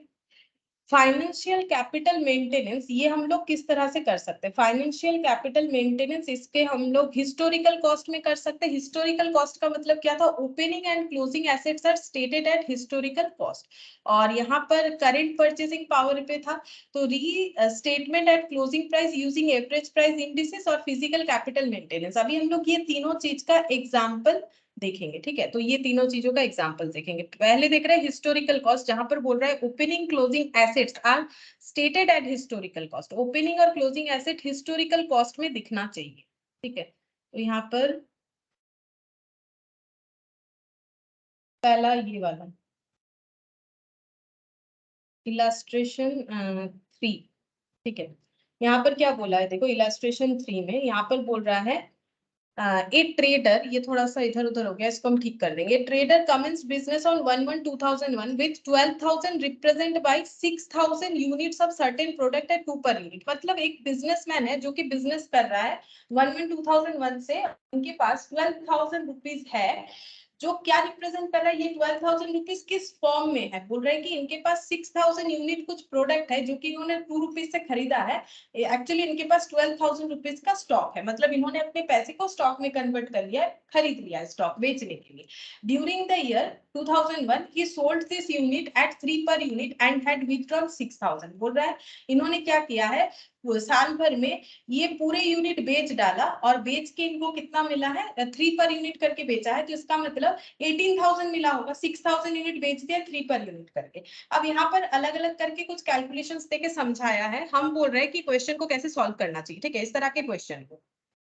यहाँ पर हम लिखेंगे इलास्ट्रेशन 3। अब हमें ना एग्जाम में बता देगा कि हमें इसको कैसे रिकॉर्ड करना है। जो 3 मेथड मैंने दिखाया ना, तो एग्जाम में हमें बता देगा कि कैसे करना पड़ेगा। तो यहाँ पर देखो, अगर हम लोग हिस्टोरिकल कॉस्ट में रिकॉर्ड करते तो इसका आंसर कैसे होगा? तो यहाँ पर हेडिंग करते हैं financial capital maintenance at historical cost. Historical cost, अगर हम लोग हिस्टोरिकल कॉस्ट में हमारा कैपिटल को मेंटेन करेंगे तो हमारा आंसर क्या होगा? तो ओपनिंग कैपिटल कितना है? 12,000। तो हमारा क्लोजिंग कैपिटल भी कितना होना चाहिए? 12,000, क्योंकि हमें क्या बोल रहा है? Financial capital maintenance at historical cost. तो पहले यहाँ पर लिखेंगे क्लोजिंग कैपिटल हिस्टोरिकल कॉस्ट में होना चाहिए। तो क्लोजिंग कैपिटल ब्रैकेट में लिखेंगे at historical cost, historical cost, ठीक है। तो हिस्टोरिकल कॉस्ट यानी कि ओपनिंग कैपिटल का वैल्यू, ओपनिंग कैपिटल कितना है? 12,000। हमें 12,000 क्लोजिंग कैपिटल भी रखना पड़ेगा। तो हम लोग को यहाँ पर देखना पड़ेगा कि हम लोग का जो क्लोजिंग, यहाँ पर देखेंगे कैपिटल टू बी मेंटेन्ड, ठीक है। यहाँ पर लिखेंगे capital to be maintained. Opening capital पहले से हम लोग का जितना था, opening capital at historical cost, historical cost वो कितना है? यहाँ पर लिख रहे हैं 12,000। अच्छा, यहाँ से हम लोग इंट्रोडक्शन करेंगे। अगर हमारे पास कुछ कैपिटल बच रहा है, मतलब देखो बेसिकली ये हो रहा है कि इन्होंने 12,000 रुपए प्रोडक्ट खरीद के बिजनेस स्टार्ट किया और उसे बेच दिया है 6,000 यूनिट, 6,000 सॉरी 3 into 6,000, ठीक है। 6,000 यूनिट बेच दिया है, कितना मिला है बेच के? 18,000। अब इनको अगर अपना क्लोजिंग कैपिटल भी 12,000 रखना है, इनका कैपिटल 12,000 से 18,000 हो गया है, क्लोजिंग कैपिटल 18,000 हो गया है। नॉर्मल बात है, क्यों हुआ है? क्योंकि इन्होंने प्रॉफिट कमाया। कितना कमाया? एक एक यूनिट पे 1 रुपया करके प्रॉफिट कमाए। देखो 2 रुपए का चीज 3 रुपए में बेच दिया, और 6,000 ऐसे यूनिट्स बेचे, मतलब इन्होंने 6,000 रुपए प्रॉफिट कमाया, तभी तो इनका कैपिटल 12,000 में 6,000 ऐड गया, 18,000 हो गया, 18,000 हो गया, ठीक है। अब अगर हमें क्लोजिंग कैपिटल भी 12,000 रखना है तो हम लोग को अपने क्लोजिंग कैपिटल जो एक्चुअली बना है वहां से 6,000 ड्रॉ करना पड़ेगा। सोचो, अगर हम लोग 18,000 जो हम लोग का क्लोजिंग कैपिटल बन रहा है बेचने के बाद, उसमें से अगर हम लोग 6,000 ड्रॉ कर लेंगे तो हम लोग का क्लोजिंग कैपिटल भी उतना ही बन जाएगा। तो यहाँ पर बेसिकली ना हमें अमाउंट ड्रॉ वगैरह वही बताना पड़ेगा कि क्या होगा। तो अगर हमें क्लोजिंग कैपिटल उतना ही रखना है तो इसका मतलब हो जाएगा मैक्सिमम हम लोग कितना ड्रॉ कर सकते हैं, 6,000, ठीक है। मैक्सिमम 6,000 ड्रॉ कर सकते हैं। वही चीज यहाँ पर प्रेजेंटेशन कैसे होगा, देखो closing capital 12,000, opening capital historical cost में कितना होना चाहिए, 12,000, ठीक है। अब यहाँ पर देखते हैं इंट्रोडक्शन एट हिस्टोरिकल कॉस्ट। क्या हम लोगों ने कोई जो कैपिटल है इंट्रोड्यूस किया है यहाँ पर? नहीं, कैपिटल तो हम लोगों ने कुछ इंट्रोड्यूस नहीं किया। अगर इंट्रोड्यूस करते तो लिख देते, ठीक है। तो इसका मतलब हम लोग का कैपिटल टू बी मेंटेन यहाँ पर कितना आ जाएगा, ये आ जाएगा हम लोग का, ये लेस किया है ना मैंने, तो यहाँ पर हो जाएगा 12,000, ठीक है। ये नेगेटिव वैल्यू हो गया तो यहाँ पर कितना आ जाएगा, 0। तो ये हमें क्या बता रहा है कि हम लोग का प्रॉफिट कुछ भी हम लोग रिटेन नहीं कर रहे हैं, ठीक है। रिटेन प्रॉफिट जो है ये हम लोग का 0 आ जा रहा है, ठीक है। रिटेन प्रॉफिट हम लोग का 0 आ रहा है। क्यों? देखो अब यहाँ पर पढ़ के देखो, ओपनिंग कैपिटल 12,000 रिप्रेजेंट कैसे हुआ है, 6,000 unit 2 per unit. Closing capital कितना होना चाहिए, 12,000। अब ये कैसे होगा, हम लोगों ने जो अपना 18,000 सेल करके जनरेट हुआ है उसमें से हमें 6,000 ड्रॉ कर लेना पड़ेगा, ठीक है। तो हम लोग का क्लोजिंग कैपिटल 12,000 रह जाएगा। तो प्रॉफिट कितना हुआ, अगर मेरा ओपनिंग कैपिटल भी हम बोल रहे हैं 12,000, क्लोजिंग कैपिटल भी बोल रहे हैं 12,000, मतलब हम लोग कोई भी प्रॉफिट रख नहीं रहे बिजनेस में। 6,000 का प्रॉफिट हुआ है लेकिन उसे हम लोग विथड्रॉ कर रहे हैं। क्यों विथड्रॉ कर रहे हैं या ड्रॉ कर रहे हैं? तो इसका मतलब ये इसीलिए कर रहे हैं क्योंकि हमें कैपिटल को मेंटेन करना है अपने हिस्टोरिकल कॉस्ट पे। तो अगर हिस्टोरिकल कॉस्ट में मेंटेन करना है यानी स्टार्टिंग में जितना था, ओपनिंग इक्वल टू क्लोजिंग होना चाहिए। तो इसका मतलब हम लोग का जितना ओपनिंग है उतना क्लोजिंग करेंगे तो प्रॉफिट हम लोग कुछ नहीं रख पाएंगे क्योंकि जितना प्रॉफिट है पूरा विथड्रॉ कर लेना पड़ेगा। तो इसका प्रेजेंटेशन कैसे होगा, क्लोजिंग कैपिटल 12,000, ठीक है। अच्छा, अब हम लोग को बोल रहा है कि हम लोग को यहाँ से दिखाना पड़ेगा कितना कैपिटल मेंटेन करना पड़ेगा। तो कैपिटल हमें 12,000 ही मेंटेन करना है, तो 12,000 ओपनिंग 12,000 क्लोजिंग, तो प्रॉफिट तो कुछ नहीं होगा। जितना ओपनिंग कैपिटल उतना ही क्लोजिंग कैपिटल, तो फिर प्रॉफिट तो कुछ नहीं दिखेगा, प्रॉफिट हम लोग का नहीं दिखेगा। अब ये कैसे पॉसिबल हुआ, ओपनिंग कैपिटल जितना था और हम लोगों ने कुछ यहाँ इंट्रोडक्शन नहीं किया है, मतलब ये लिख दिया पॉइंट। ये अगर क्वेश्चन में होता तो हम लोग ये भी लेस करके दिखा देते। तो इंट्रोडक्शन एट हिस्टोरिकल कॉस्ट भी कुछ नहीं है, तो हम लोग का रिटेन प्रॉफिट कुछ नहीं आएगा क्योंकि हम लोग का ओपनिंग और क्लोजिंग कैपिटल जो है वो सेम है, ठीक है। और यहाँ पर हम लोग इतना लिख सकते हैं इस क्वेश्चन में। और एक चीज, मैक्सिमम ड्रॉइंग्स कितना होगा, मैक्सिमम ड्रॉइंग्स हम लोग का हो जाएगा 6,000 ओपनिंग क्लोजिंग को मेंटेन करने के लिए, ठीक है। अच्छा, ये हम लोग का हो गया कि अगर हम लोग फाइनेंशियल कैपिटल को मेंटेन करते हैं अपना जो है हिस्टोरिकल कॉस्ट पे। अच्छा, अगर फाइनेंशियल कैपिटल को मेंटेन करेंगे करेंट परचेजिंग पावर पे तो हम लोग का कैसे होगा। तो ये देखो हम यहाँ पर दिखाते हैं क्वेश्चन। जैसे ये इलास्ट्रेशन 4 है, प्रीवियस वाला क्वेश्चन ही है लेकिन इसमें थोड़ा सा एडेड। इलास्ट्रेशन 4 देखो इसका कैसे प्रेजेंटेशन। यहाँ पर बोल रहा है कि सपोज दैट, पहले तो इलास्ट्रेशन 3 जो हम लोग कर रहे थे वही है क्वेश्चन। अब बोल रहा है average price indices at beginning and at the end of the year are 100 and 120। मतलब यहाँ पर प्राइस इंडेक्स वाला बात आ गया कि जो चीज 100 में मिल रहा है एक साल बाद वही चीज 120 में मिलेगा। इसका मतलब यही हो गया। प्राइस इंडेक्स ऐसा है कि बिगिनिंग में जिस चीज का कोई भी एक प्रोडक्ट का प्राइस 100 था वो अभी 120 हो जाएगा, ठीक है। अब हमें क्या मेंटेन करने बोला है, हम लोग को बोल रहा है करेंट परचेसिंग पावर के हिसाब से हमें कैपिटल को मेंटेन करना है, ठीक है। तो ओपनिंग कैपिटल हम लोग का पहले कितना था, 12,000, क्योंकि हम लोग इलस्ट्रेशन 13 का ही जो है क्वेश्चन को कंटिन्यू कर रहे हैं। 12,000 था, वो कैसे बना था, हम लोगों ने 6,000 यूनिट प्रोडक्ट खरीदा था 2 पर यूनिट करके, यानी 12,000 का हम लोगों के पास ओपनिंग इक्विटी था। अब क्लोजिंग इक्विटी हमें कितना रखना पड़ेगा परचेसिंग पावर के हिसाब से। तो करेंट परचेसिंग पावर तो 12,000, ये 100 का वैल्यू है तो 120 का वैल्यू कितना होगा, ठीक है।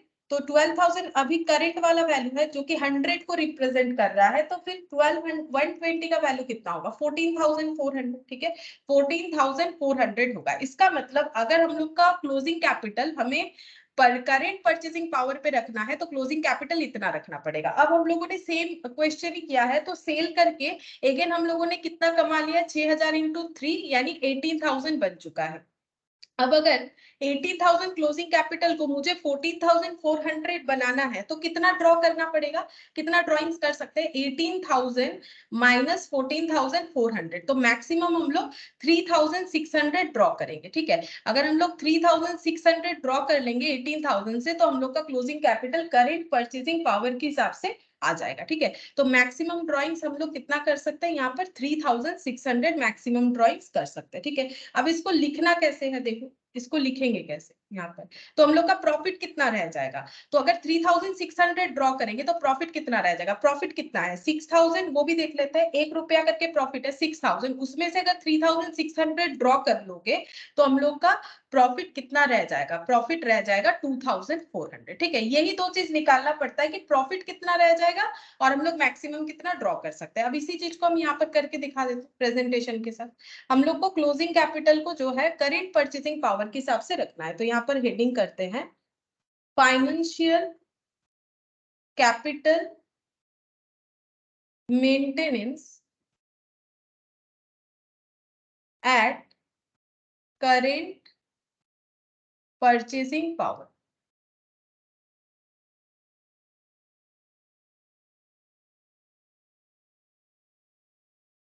यहाँ पर लिखेंगे सबसे पहले क्लोजिंग कैपिटल, क्योंकि हमें पता है क्लोजिंग कैपिटल को कैसे मेंटेन करना है, क्लोजिंग कैपिटल को मेंटेन करना है एट क्लोजिंग प्राइस, मतलब जो हम लोग का क्लोजिंग प्राइस बोलो या फिर करंट मार्केट प्राइस बोलो 120 में मेंटेन करना है। ठीक है, तो कैसे कैलकुलेट होगा, यहाँ पर क्लोजिंग कैपिटल हम लोग का इस तरह से कैलकुलेट होगा,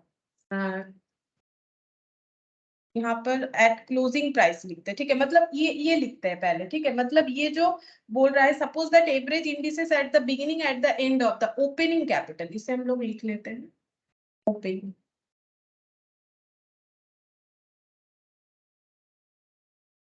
एक मिनट, इसका प्रेजेंटेशन कैसे करेंगे, कंसेप्ट तो समझा दिया मैंने, ओपनिंग कैपिटल हम लोग का कितना होना चाहिए। अच्छा, ये लिखते हैं, ये एक्चुअली देखो यहाँ पर जो क्लोजिंग कैपिटल का मतलब हम ये कहना चाह रहे हैं कि प्रीवियस ईयर का क्लोजिंग कैपिटल, मतलब प्रेजेंटेशन इस तरीके से करना पड़ेगा। ये हो गया प्रीवियस ईयर का क्लोजिंग, मतलब इस बार का जो है ओपनिंग कैपिटल। ठीक है, तो ये 12,000, ये 12,000 कौन सा लिख रहे हैं फिर से बता रहे हैं, ये जो मैंने क्लोजिंग कैपिटल लिखा है ना, ये क्लोजिंग मतलब करंट ईयर वाला नहीं, एट क्लोजिंग प्राइस मतलब 100 के हिसाब से मैंने लिखा है। ठीक है, मतलब प्रीवियस ईयर का क्लोजिंग कैपिटल, तो ये लिखा है मैंने। अच्छा, अब यहाँ से हम लोग लेस करेंगे कैपिटल टू बी मेंटेन, जितना कैपिटल टू बी मेंटेन्ड होना चाहिए, टू बी मेंटेन्ड। ठीक है, कैपिटल कितना मेंटेन होना चाहिए, तो यहाँ पर लिखेंगे ओपनिंग कैपिटल, मतलब जब नेक्स्ट ईयर स्टार्ट होगा वही ओपनिंग कैपिटल हो जाएगा, तब हमारा कैपिटल कितना मेंटेन होना चाहिए, 12,000 डिवाइडेड बाय 100 इंटू 120। जब हम लोग का नया साल स्टार्ट होगा तब हमारे पास कैपिटल जो है 120 के बेसिस पे 14,400 रहना चाहिए। ठीक है, और हम लोग का जो क्लोजिंग कैपिटल था, मतलब प्रीवियस ईयर का जो ओपनिंग, प्रीवियस ईयर का क्लोजिंग मतलब इस साल का ओपनिंग, और नेक्स्ट ईयर का ओपनिंग 14,400 होना चाहिए।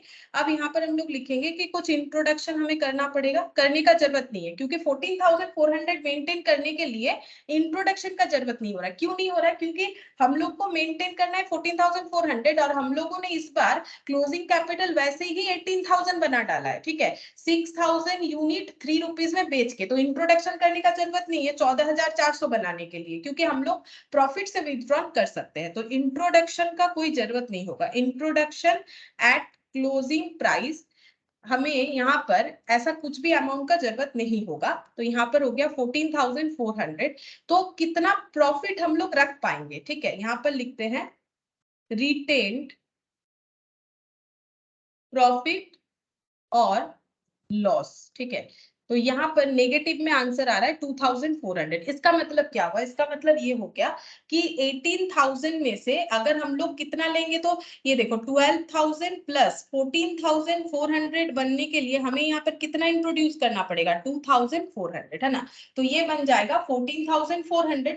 हम लोगों के पास प्रॉफिट कितना है, हम लोग के पास प्रॉफिट है 6,000, क्योंकि 6,000 यूनिट को 1 रुपीज में बेच के हमारे पास 6,000 है, तो 6,000 में से हम लोगों ने कितना ड्रॉ कर लिया, दिया, 2400 जो है ड्रॉ कर दिया, ठीक है। 2400 सॉरी ड्रॉ नहीं किया, 2400 प्रॉफिट के तौर पे रख दिया और बाकी जो है वो हम लोगों ने ड्रॉ किया है। तो रिटेन प्रॉफिट और लॉस, ये क्योंकि इस तरह से लिखा है तो ये नेगेटिव में आ रहा है, तो यहाँ पर लिख देंगे मैक्सिमम ड्रॉइंग्स। मैक्सिमम ड्रॉइंग्स कितना कर पाएंगे, तो 14 ये 6000 में से हम लोग 2400 ट्रांसफर कर देंगे कैपिटल को बनाने के लिए, तो यहाँ पर हो जाएगा मैक्सिमम ड्रॉइंग्स 3600, ठीक है, 3600 हो जाएगा मैक्सिमम ड्रॉइंग। तो अगर प्रेजेंटेशन के साथ नहीं करना चाहते, जैसे हम स्टार्टिंग में लिख के दिखाए वैसे भी करोगे, जैसे यहाँ पर लिखा हुआ है तो भी चलेगा, ठीक है। तो ये रिटेन प्रॉफिट इतना हो गया, 12000 के कैपिटल को 14400 अगर बनाना है तो हमें क्या करना पड़ेगा, प्रॉफिट जो है वो 2400 रख देना पड़ेगा। बाकी हम लोग ये देखो 6000 बाकी हम लोग जो है मैक्सिमम ड्रॉइंग्स यहाँ पर दिखाया नहीं है कैलकुलेट करके, बाकी मैक्सिमम ड्रॉइंग्स हम लोग का 3600 हो जाएगा 6000 में से, ये रहा 3600 हो जाएगा, दिखा दिया है। फिर नेक्स्ट है physical capital maintenance at current cost, ये बता रहा है ये कैसे होगा, physical capital maintenance at current cost, ये भी दिखा देते कैसे होगा। Physical capital maintenance, physical capital maintenance बोल रहे हैं trader commence business on 1/1/2001 which 12,000 represented by 6,000 unit of certain product 2 per unit, same बात बताया। During the year he sold this unit at 3 per unit, इस साल इन्होंने 3 रुपए करके ये प्रोडक्ट बेच दिया, तो 6000 यूनिट 2 रुपए करके खरीदा था, 6000 यूनिट 3 रुपए करके बेच दिया। हैड विथड्रॉन 6000 और उन्होंने अपने बिजनेस से 6000 ड्रॉ भी कर दिया है, तो इनका कैपिटल क्लोजिंग बन रहा था 18000, ओपनिंग में था 12000 और इन्होंने 6000 इस से ड्रॉ कर लिया है, तो इनका क्लोजिंग कैपिटल भी 12000 है। अब हमें करने क्या बोला है, let us assume that the price of the product at the end of the year 2.50 per unit, बोल रहे हैं ईयर एंड में जो प्रोडक्ट 2 रुपए का मिल रहा था वो प्रोडक्ट 2.50 करके मिलेगा, ठीक है, मतलब प्राइस बढ़ जाएगा। तो हमें क्या करना पड़ेगा, in other words the specific price index applicable to the product is 125। वो बोल रहे हैं कि अगर प्राइस इंडेक्स के तरफ से देखो तो 100 का चीज 125 हो जाएगा, ठीक है। 2.5 मतलब 0.50 बढ़ गया ना, कितने पे, 2 रुपीज पे, इंटू 100 करोगे तो हम लोग को परसेंटेज इंक्रीज मिल जाएगा, मतलब 100 का चीज 125 हो गया, ऐसा हम लोग बोल सकते हैं, ठीक है। अगर हमें physical capital maintenance method follow करना है तो सेम बात है, ये वाला और अभी जो हम लोगों ने इसके पहले वाला मेथड किया जो है कि करंट परचेसिंग पावर, दोनों सेम कंसेप्ट है, ठीक है। तो अगर हमें 2.50 का परचेसिंग पावर रखना पड़ेगा तो हम लोग का क्लोजिंग कैपिटल कितना होना चाहिए, 6000 यूनिट खरीदना है और उसको अगर 2.50 में हमें खरीदना पड़ेगा तो हमारे लिए क्लोजिंग कैपिटल का वैल्यू 15000 हो रहा है, ठीक है। तो हम लोग के पास अगर 15000 होगा तभी हम लोग परचेस कर पाएंगे, ठीक है, 15000 होना चाहिए। अब अगर 15000 हमें रखना है तो 18000 जो हम लोगों ने प्रॉफिट कमाया है उसमें से मतलब 18000 जो सेल वैल्यू है, प्रॉफिट तो हम लोगों ने कितना कमाया 6000 इंटू 1, ठीक है, 6000 रुपीज कमाया, तो मेरा 12000 का जो कैपिटल है उसको 15 बनाने के लिए मुझे यहाँ पर 3000 का जरूरत होगा, ठीक है, 3000 रुपीज का जरूरत होगा। तो इसका मतलब हम प्रॉफिट से 3000 ट्रांसफर करेंगे अपना क्लोजिंग कैपिटल बनाने के लिए, बाकी 3000 हम ड्रॉ कर सकते हैं, ठीक है। तो मुझे 3000 प्रॉफिट को ट्रांसफर करना पड़ेगा अपने क्लोजिंग कैपिटल को 15000 बनाने के लिए। अब ये और ये वाला सेम है, ठीक है, इसमें कोई डिफरेंस नहीं, ये दो मेथड, ये इंडेक्स नंबर के हिसाब से दिया हुआ रहता है, ये फिजिकली वैल्यू बता दिया जाता है। तो यहाँ पर लिखते हैं उसी क्वेश्चन की तरह होगा, क्लोजिंग कैपिटल, क्लोजिंग कैपिटल मतलब प्रीवियस ईयर का क्लोजिंग कैपिटल, वो कितना है 12000, मतलब 1/1/2001 का बता रहे हैं, तो यहाँ पर लिखेंगे एट करेंट कॉस्ट, कितना हो जाएगा 12000, ठीक है, अभी ये 12000 का है। अच्छा, अब यहाँ पर नेक्स्ट लिखेंगे less capital to be maintained, opening capital at current cost, क्योंकि सभी करेंट कॉस्ट में होगा, ओपनिंग कैपिटल कितना होना चाहिए, 15,000 होना चाहिए, ठीक है, क्योंकि हम लोग का परचेसिंग पावर कैसे हो जाएगा, ऐसे 6,000 इंटू 2.5, हमें ये कैपिटल मेंटेन करना पड़ेगा, ठीक है। अच्छा, क्या कोई इंट्रोडक्शन करना पड़ेगा, नहीं, क्योंकि हमारे पास बेच के 18,000 है, यानी 6,000 का प्रॉफिट है, तो 12,000 की चीजों को 6,000 बनाने के लिए हमें 3,000 का प्रॉफिट का विथड्रॉन करना पड़ेगा, ठीक है। तो हम लोग 3,000 प्रॉफिट को क्या करेंगे, रख देंगे, बाकी विथड्रॉन करेंगे, मतलब जो 6,000 का प्रॉफिट हुआ है उसमें से 3,000 लेंगे और इसको 15,000 बना देंगे, जो हमारा क्लोजिंग कैपिटल है। इंट्रोडक्शन का जरूरत नहीं, क्योंकि हमारे पास सफिशिएंट प्रॉफिट है हमारे क्लोजिंग कैपिटल को 15,000 बनाने के लिए, ठीक है। तो इंट्रोडक्शन का कोई जरूरत नहीं है, तो यहाँ पर लिखेंगे इंट्रोडक्शन कोई भी नहीं होगा, मतलब नील, ठीक है। अगर इंट्रोडक्शन का जरूरत हो तो मान लो हम लोग का प्रॉफिट जो है प्रोडक्ट बेच के, जैसे 6,000 इंटू 1 करके 6,000 आ रहा है, वो कम होता, ठीक है, मतलब 15,000 बनाने के लिए अवेलेबल नहीं होता, तब हम लोग क्या करते, तो तब हम लोग को कैपिटल इंट्रोडक्शन करना पड़ता है, उसीलिए ये पॉइंट लिखा जाता है। अगर क्वेश्चन में ऐसा हो कि हमारे पास उतना प्रॉफिट नहीं है जो हमारे क्लोजिंग कैपिटल को एट पर बना देगा, तब हम लोग क्या करेंगे, कैपिटल इंट्रोडक्शन कर सकते हैं। तो हम लोग का ये 15,000 नेगेटिव, ठीक है। मेरा 12,000 वाला चीज, 12,000 का कैपिटल को 15,000 बनाने के लिए मुझे 3,000 क्या करना पड़ेगा, जो है प्रॉफिट रखना पड़ेगा, ठीक है, मतलब रिटेन करना पड़ेगा। तो यहाँ पर लिखते हैं रिटेन, इतना प्रॉफिट हमें रखना पड़ेगा। अच्छा, अब मैक्सिमम ड्राइंग दिखा देते हैं यहाँ पर, मैक्सिमम ड्राइंग। तो 6,000 इंटू 1 इतना टोटल प्रॉफिट है, उसमें से 3,000 हम लोग जो है कैपिटल को 15,000 बनाने के लिए यूटिलाइज करेंगे, तो यहाँ पर बाकी हमारा 3,000 ही मैक्सिमम ड्राइंग्स हो सकता है, ठीक है। 3,000 मैक्सिमम ड्राइंग्स हो जाएगा, ये देखो, रिटेन प्रॉफिट 3,000 और मैक्सिमम ड्राइंग्स भी हम लोग का ये रहा 3,000, ठीक है। Drawing should be restricted to 3,000, maximum 3,000 ही ड्राइंग्स कर सकते, उससे ज्यादा करेंगे तो फिर 15,000 कैपिटल नहीं बना पाएंगे, ठीक है। तो ये हम लोग का हो गया कंप्लीट। अच्छा, इसके बाद यहाँ पर एक प्रैक्टिकल क्वेश्चंस दिया है, वो भी बता देता है। देखो यहाँ पर बोला है, Mohan started a business on 1st April 2001 with 12 lakh represented by 60,000 unit of 20 each during the financial year ending on 31st March 2002. He sold the entire stock for 30 each. तो सेम क्वेश्चन ही है, 2 के जगह 20 और 3 के जगह 30 दिया है, और कुछ नहीं, ठीक है। अच्छा, तो यहाँ पर हमें बोल रहा है in order to maintain the capital intact, मतलब जैसा है वैसा ही मेंटेन करना है। Calculate the maximum amount which can be withdrawn, मैंने बोला ना ये प्रेजेंटेशन इस तरह से करना जरूरी नहीं है, तुम लोग को पूछा जाएगा मैक्सिमम ड्राइंग्स बता दो, तो maximum drawings which can be drawn by Mohan in the year 2001-2 if financial capital is maintained eight historical cost. Question में बता भी देगा कि फाइनेंशियल कैपिटल को कैसे मेंटेन करने के लिए बोला है, तो पहले हम इसका बता देते कैसे होगा, उसके बाद लिख के भी दिखा देंगे। तो देखो, इनका जो कैपिटल है वो कितना है, इनका कैपिटल स्टार्टिंग में है 12 लाख, ठीक है, और हमें 12 लाख क्लोजिंग में भी रखना पड़ेगा। अब बेचा है कितने में प्रोडक्ट, 60,000 प्रोडक्ट 30,000 करके बेच दिया है, 60,000 यूनिट्स को 30 रुपीज करके बेच दिया है, यानी 18 लाख, ठीक है। अब 12 लाख ओपनिंग कैपिटल है, ठीक है, इसे मुझे बनाना है कितना, 12 लाख ही रखना है। तो मैक्सिमम ड्रॉइंग्स कितना कर सकते हैं, पूरा का पूरा प्रॉफिट जो जनरेट हुआ वो पूरा ही ड्रॉ कर सकते हैं, यानी कि कितना, 6 लाख, ठीक है। ये क्लोजिंग एक्चुअली बन रहा है, इससे हम लोग 6 लाख ड्रॉ कर लेंगे, तो हम लोग का क्लोजिंग कैपिटल भी 12 लाख बन जाएगा। हमें मैक्सिमम ड्रॉइंग्स पूछा है, हम वही लिख के दिखा देते हैं। देखो, तो नॉर्मली इसी तरह से क्वेश्चन को पूछा जाएगा, तो ऐसे प्रेजेंटेशन करोगे तो काफी है। ये देखो, यहाँ पर लिखेंगे particulars financial capital maintain at historical cost, historical cost.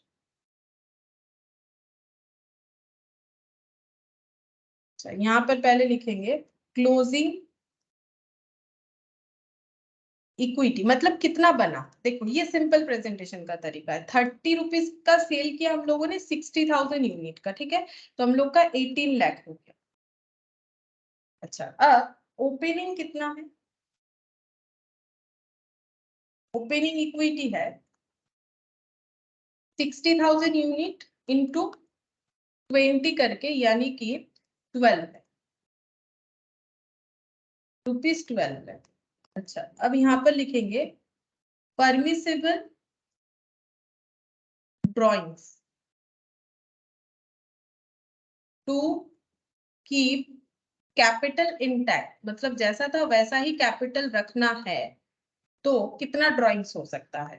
18 lakh minus 12 lakh, क्योंकि मुझे 12 लाख ही रखना है, तो 6 लाख का यहाँ पर मैक्सिमम ड्रॉइंग्स परमिसिबल होगा। ठीक है, ऐसा पूछा जाता है क्वेश्चन में। क्वेश्चन में बता देगा कौन सा मेथड हमें फॉलो करना है, इसीलिए मैक्सिमम ड्रॉइंग्स पता होना चाहिए। अच्छा, फिर इसके बाद यहाँ पर एक क्वेश्चन दिया है। हाँ।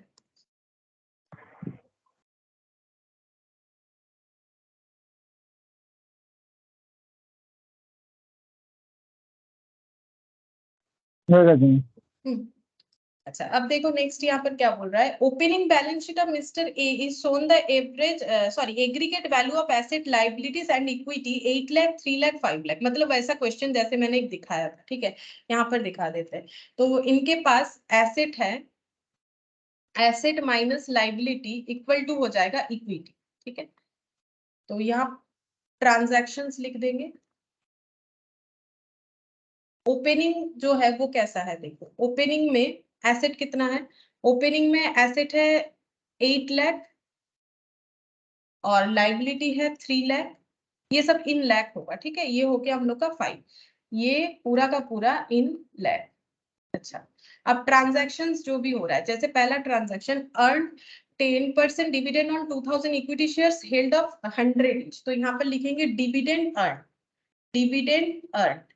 अब कितना डिविडेंड अर्न हुआ है उसका अमाउंट भी निकालना पड़ेगा। तो इक्विटी शेयर कैपिटल कितना है, 2000 इंटू 100, इक्विटी शेयर कैपिटल है 2000 इंटू 100, यानी कि 2 लाख इंटू 10%, तो ये डिविडेंड का अमाउंट मिल जाएगा 2000 इंटू 100, 2 लाख इंटू 10%, तो डिविडेंड बन रहा है हम लोग का 20,000। ठीक है, तो डिविडेंड 20,000 को इन लाख में ट्रांसफर करना है, तो डिवाइडेड बाय 1 लाख कर दो, तो ये आ जाएगा 0.2। ठीक है, तो यहाँ ब्रैकेट में लिखते हैं 0.2 लाख डिविडेंड अर्न हुआ है। तो डिविडेंड अर्न होगा तो हमारे पास कैश आ रहा है, कैश टू डिविडेंड, तो ये कैश बढ़ जाएगा क्योंकि कैश तो एसेट में है। ठीक है, लाइबिलिटी कुछ चेंज नहीं होगा और इक्विटी भी बढ़ेगा 5.2। क्यों इक्विटी बढ़ेगा, क्योंकि डिविडेंड अर्न पीएल में जाएगा, पीएल के बाई साइड में नेट प्रॉफिट उतने अमाउंट से बढ़ेगा तो वो कैपिटल में जाके ऐड होगा, तो इक्विटी हम लोग का 5.2। नेक्स्ट बोल रहा है paid 50,000 creditor for settlement of 70,000, तो यहाँ पर लिखते हैं settlement of creditor, settlement of creditor. ठीक है, क्रेडिटर का सेटलमेंट कर रहे हैं, तो क्रेडिटर एक्चुअली कितने का था 70,000, मतलब 0.7, तो 0.7 से हम लोग का लाइबिलिटी कम हो जाएगा 3 माइनस 0.7, क्योंकि क्रेडिटर हमारी बुक से 0.7 का चला जाएगा तो बचा 2.3। ठीक है, अब क्रेडिटर को पेमेंट करेंगे तो कैश जाएगा तो एसेट कम होगा, लेकिन पेमेंट कितना कर रहा है 0.5, तो 8.2 मेरा कैश मतलब एसेट था, यहाँ से अगर हम 0.5 जो है डिडक्ट कर देंगे, ठीक है 0.5 जो है अगर डिडक्ट कर देंगे तो यहाँ पर बचेगा 7.7। तो इक्विटी मेरा क्या होगा, इक्विटी में मुझे डिस्काउंट मिला है क्रेडिटर पे, कितने का, ये देखो 20,000 का है ना। 20,000 को हम लोग कैसे दिखाते हैं, 0.2 से दिखाते हैं, तो 0.2 से हम लोग का ये बढ़ जाएगा तो 5.4 हो जाएगा। ठीक है, तो यहाँ पर जैसा वहां पर दिखाया था कंसेप्ट सेम वैसे ही हो रहा है। फिर यहाँ पर बोला रेंट आउटस्टैंडिंग 10,000, आउटस्टैंडिंग रेंट ये है 10,000। अब 10,000 मतलब 0.1, लाइबिलिटी बढ़ेगा कितना 2.4, 0.1 ऐड हो गया। अच्छा, अब अगर मेरा रेंट जो है वो आउटस्टैंडिंग है, लेकिन वो तो मेरे पीएल में हिट करेगा, पीएल में हिट करेगा तो मेरा नेट प्रॉफिट कम होगा, तो मेरा इक्विटी भी कम हो जाएगा। तो इक्विटी कितने से कम होगा, जितना आउटस्टैंडिंग रेंट था, आउटस्टैंडिंग रेंट कितना था 0.1, तो 0.1 से कम हो जाएगा तो 5.3 हो जाएगा। ये जैसा है वैसा ही रहेगा क्योंकि एसेट में कोई इंपैक्ट नहीं आ रहा है। अच्छा, नेक्स्ट क्या बोल रहा है, mister A withdrew 9,000 for personal use, मतलब ड्रॉइंग्स, ड्रॉइंग्स हुआ है, कितना ड्रॉइंग्स हुआ है 9,000, 9,000 मतलब 0.9 आएगा, चेक कर लेते हैं 9,000 डिवाइडेड बाई 1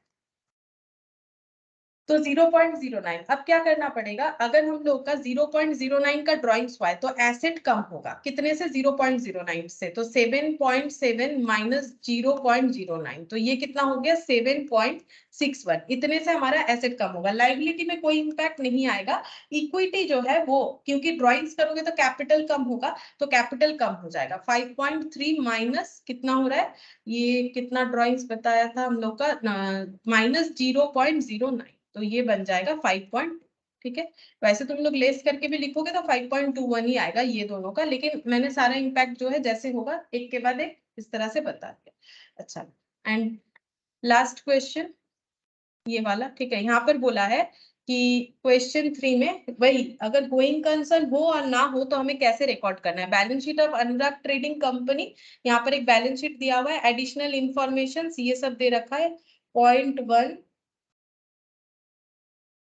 अच्छा ये एडिशनल इंफॉर्मेशन शायद कट हो गया है। इसमें काफी सारा था, इसमें एडिशनल इंफॉर्मेशन जो है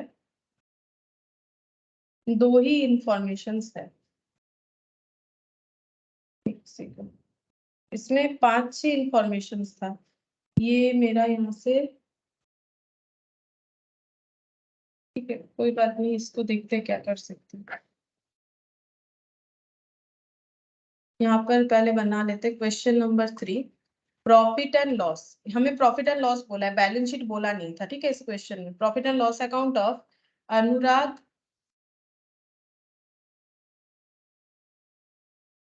trading company for the year and 31 March 2002।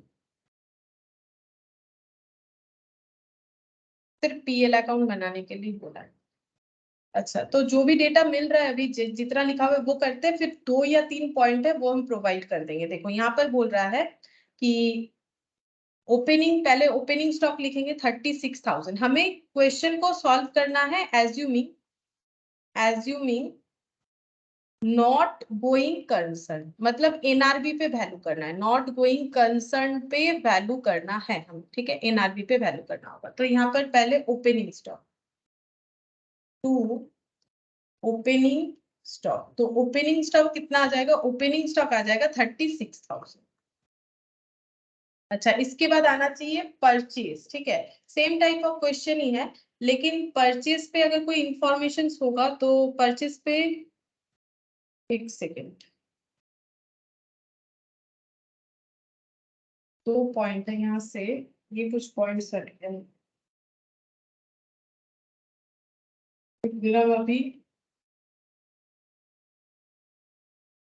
अभी से ऐड कर देते हैं, एक सेकेंड।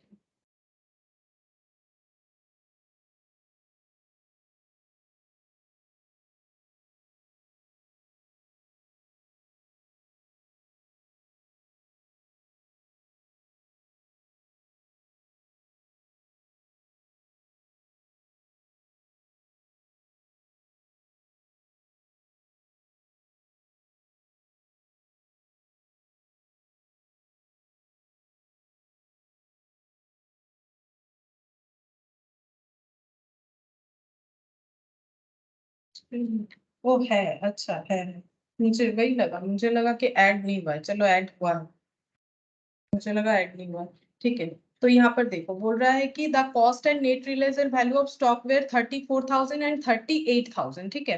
तो अगर cost and net realised value of the stock बोल रहा है 34,000 एंड 38,000, तो हमें एनआरबी पे रिकॉर्ड करना पड़ेगा, क्योंकि क्वेश्चन हमें बोला है, देखो assuming it is not going concern, तो क्लोजिंग स्टॉक हम लोग का 38,000 पे रिकॉर्ड होगा। तो यहाँ पर लिख देते हैं by closing stock 38,000, by closing stock 38,000, ठीक है।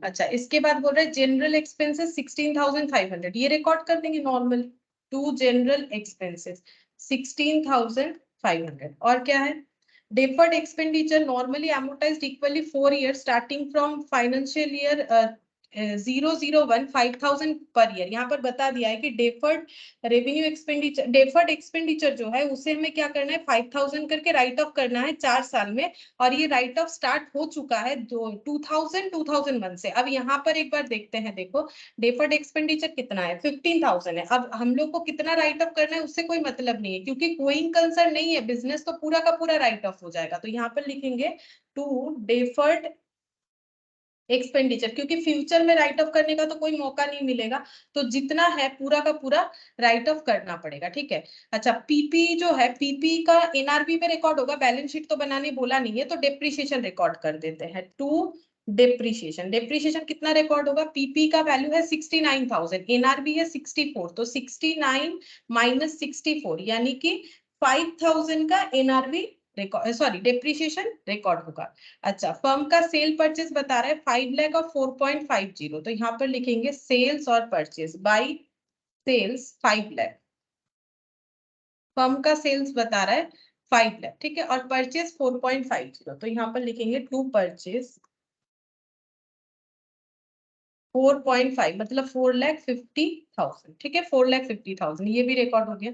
अच्छा, अब देखते हैं नेक्स्ट कौन सा होगा, ये हम लोग का first point second point record हो गया। चलो अब नेक्स्ट देखते हैं, थर्ड पॉइंट भी कर लिया, फोर्थ भी कर लिया, फिफ्थ भी कर लिया, six, out of trade receivable 10,000, collection of 4,000 depends on successful redesigning of certain product already supplied to the customer. बोल रहा है कि ट्रेड रिसीवेबल जो है उसमें से 4,000 का कलेक्शन डिपेंड करेगा अगर हम लोग रीडिजाइन कर देते हैं कोई एक सर्टेन प्रोडक्ट का जो कस्टमर को हम लोग डिलीवरी कर चुके हैं, ठीक है, लेकिन ये तभी मिलेगा जब हम लोग ये डिलीवरी कर दिया, रीडिजाइन करेंगे। अब बिजनेस बंद हो जाएगा तो रीडिजाइन मतलब सर्विस कैसे होगा, जब बिजनेस बंद हो जाता है तो उससे रिलेटेड सर्विस भी बंद हो जाता है ना। तभी जब मार्केट में ऐसा कोई खबर आता है कि इस तरह का कंपनी बंद होने वाला है तो हम लोगों को उस तरह का प्रोडक्ट खरीदना नहीं। जैसे मान लो कोई कंपनी जो कोई इलेक्ट्रॉनिक्स गुड्स जैसे कि लैपटॉप वगैरह बेचती है तो इनका पोस्ट सर्विस होता है, तो अगर वही कंपनी ही बंद हो जाएगी, अगर इंडियन मार्केट में वो डील ही नहीं करेगी तो फिर हम लोग वो प्रोडक्ट खरीदेंगे तो उसका सर्विस हमें नहीं मिलेगा, ठीक है, तो इसीलिए खरीदना भी नहीं चाहिए। तो ये सब चीज ध्यान में रखना चाहिए। तो यहाँ पर वही बोल रहा है 4,000 तब मिलेगा जब हम लोग जो प्रोडक्ट भेज दिए उसको सक्सेसफुली रीडिजाइन करेंगे, तो ये तो हमें और नहीं मिलेगा, तो ये हमारा बैड डेब्ट हो जाएगा, ठीक है। तो यहाँ पर लिखेंगे टू प्रोविजन फॉर डाउटफुल डेब्ट, डाउटफुल डेब्ट, क्योंकि हम लोग का ये बिजनेस जो है बंद होने वाला है, नॉट गोइंग कंसर्न कंसेप्ट में है, तो ये हमें नहीं भी मिल सकता है। फिर बोल रहा है क्लोजिंग ट्रेड पेबल 10,000 जो 95% में सेटल करना पड़ेगा, ठीक है, तो इसका मतलब हमें डिस्काउंट मिलेगा 5% का, तो 10,000 का 5% 500 होता है, तो यहाँ पर लिखेंगे बाई डिस्काउंट 500, ठीक है, इतना कम नेट पेबल वैल्यू 5% कम हो जाएगा। प्री पेमेंट करने पे पेनल्टी 2,000 बैंक का, तो यहाँ पर यहाँ लिख देते टू लोन पेनल्टी, लोन का पेनल्टी बन गया 2,000, बता दिया क्वेश्चन, बस और तो कुछ नहीं है। डिप्रिशिएशन जनरल एक्सपेंस सारा चीजें लिख दिया, बस अब हम लोग को क्या करना है, प्रॉफिट या लॉस जो है वो कैलकुलेट करना। 5,38,500, 5,38,500, अब यहाँ से माइनस करना पड़ेगा, ये हो गया 15 और 5 20 20 और 26,000, 26,000 प्लस 16,500 प्लस 4,50,000 और 36,000, 36,000 प्लस 4,50,000, 5,28,500 माइनस 5,38,500, हाँ प्रॉफिट तो हो रहा है 10,000, ठीक है, to net profit, to net profit balancing figure 5,38,500, ठीक है। ये हम लोग का लास्ट क्वेश्चन था इस कि अगर गोइंग कंसर्न नहीं हुआ तो कैसे होगा, यही वाला क्वेश्चन लास्ट था और कोई क्वेश्चंस है नहीं। तो ये सब छोटा छोटा पॉइंट जो है इस पे क्वेश्चन आ सकता है। और ये वाला जो मैंने बताया अगर ये इस तरह से प्रेजेंट नहीं करना चाहते हो कोई बात नहीं, एक्चुअली पूछा यही जाएगा कि मैक्सिमम परमिसिबल ड्रॉइंग्स कितना है, और इसी की बेसिस पे हम लोग ये भी बोल सकते हैं कि प्रॉफिट कितना रख सकते हैं, कितना ड्रॉ कर सकते हैं, या फिर प्रॉफिट उतना ही रखेंगे जितना हमें क्लोजिंग कैपिटल को बनाने के लिए चाहिए। तो ये प्रेजेंटेशन नहीं भी करना चाहो चलेगा, ऐसे भी पूछा जाएगा तो इस तरह से कर सकते हो। तो तीन ये मेथड है, छोटा छोटा क्वेश्चन में आ सकता है, तो ये इंपॉर्टेंट है। और अगर going concern not going concern पे क्वेश्चन आए तो हम लोग को ये करना पड़ेगा, ठीक है। तो ये चैप्टर हम लोग का कंप्लीट हो जाता है जो कि है framework for preparation and presentation of financial statement, ठीक है। ठीक है, फिर बाकी हम लोग नेक्स्ट क्लास में करेंगे।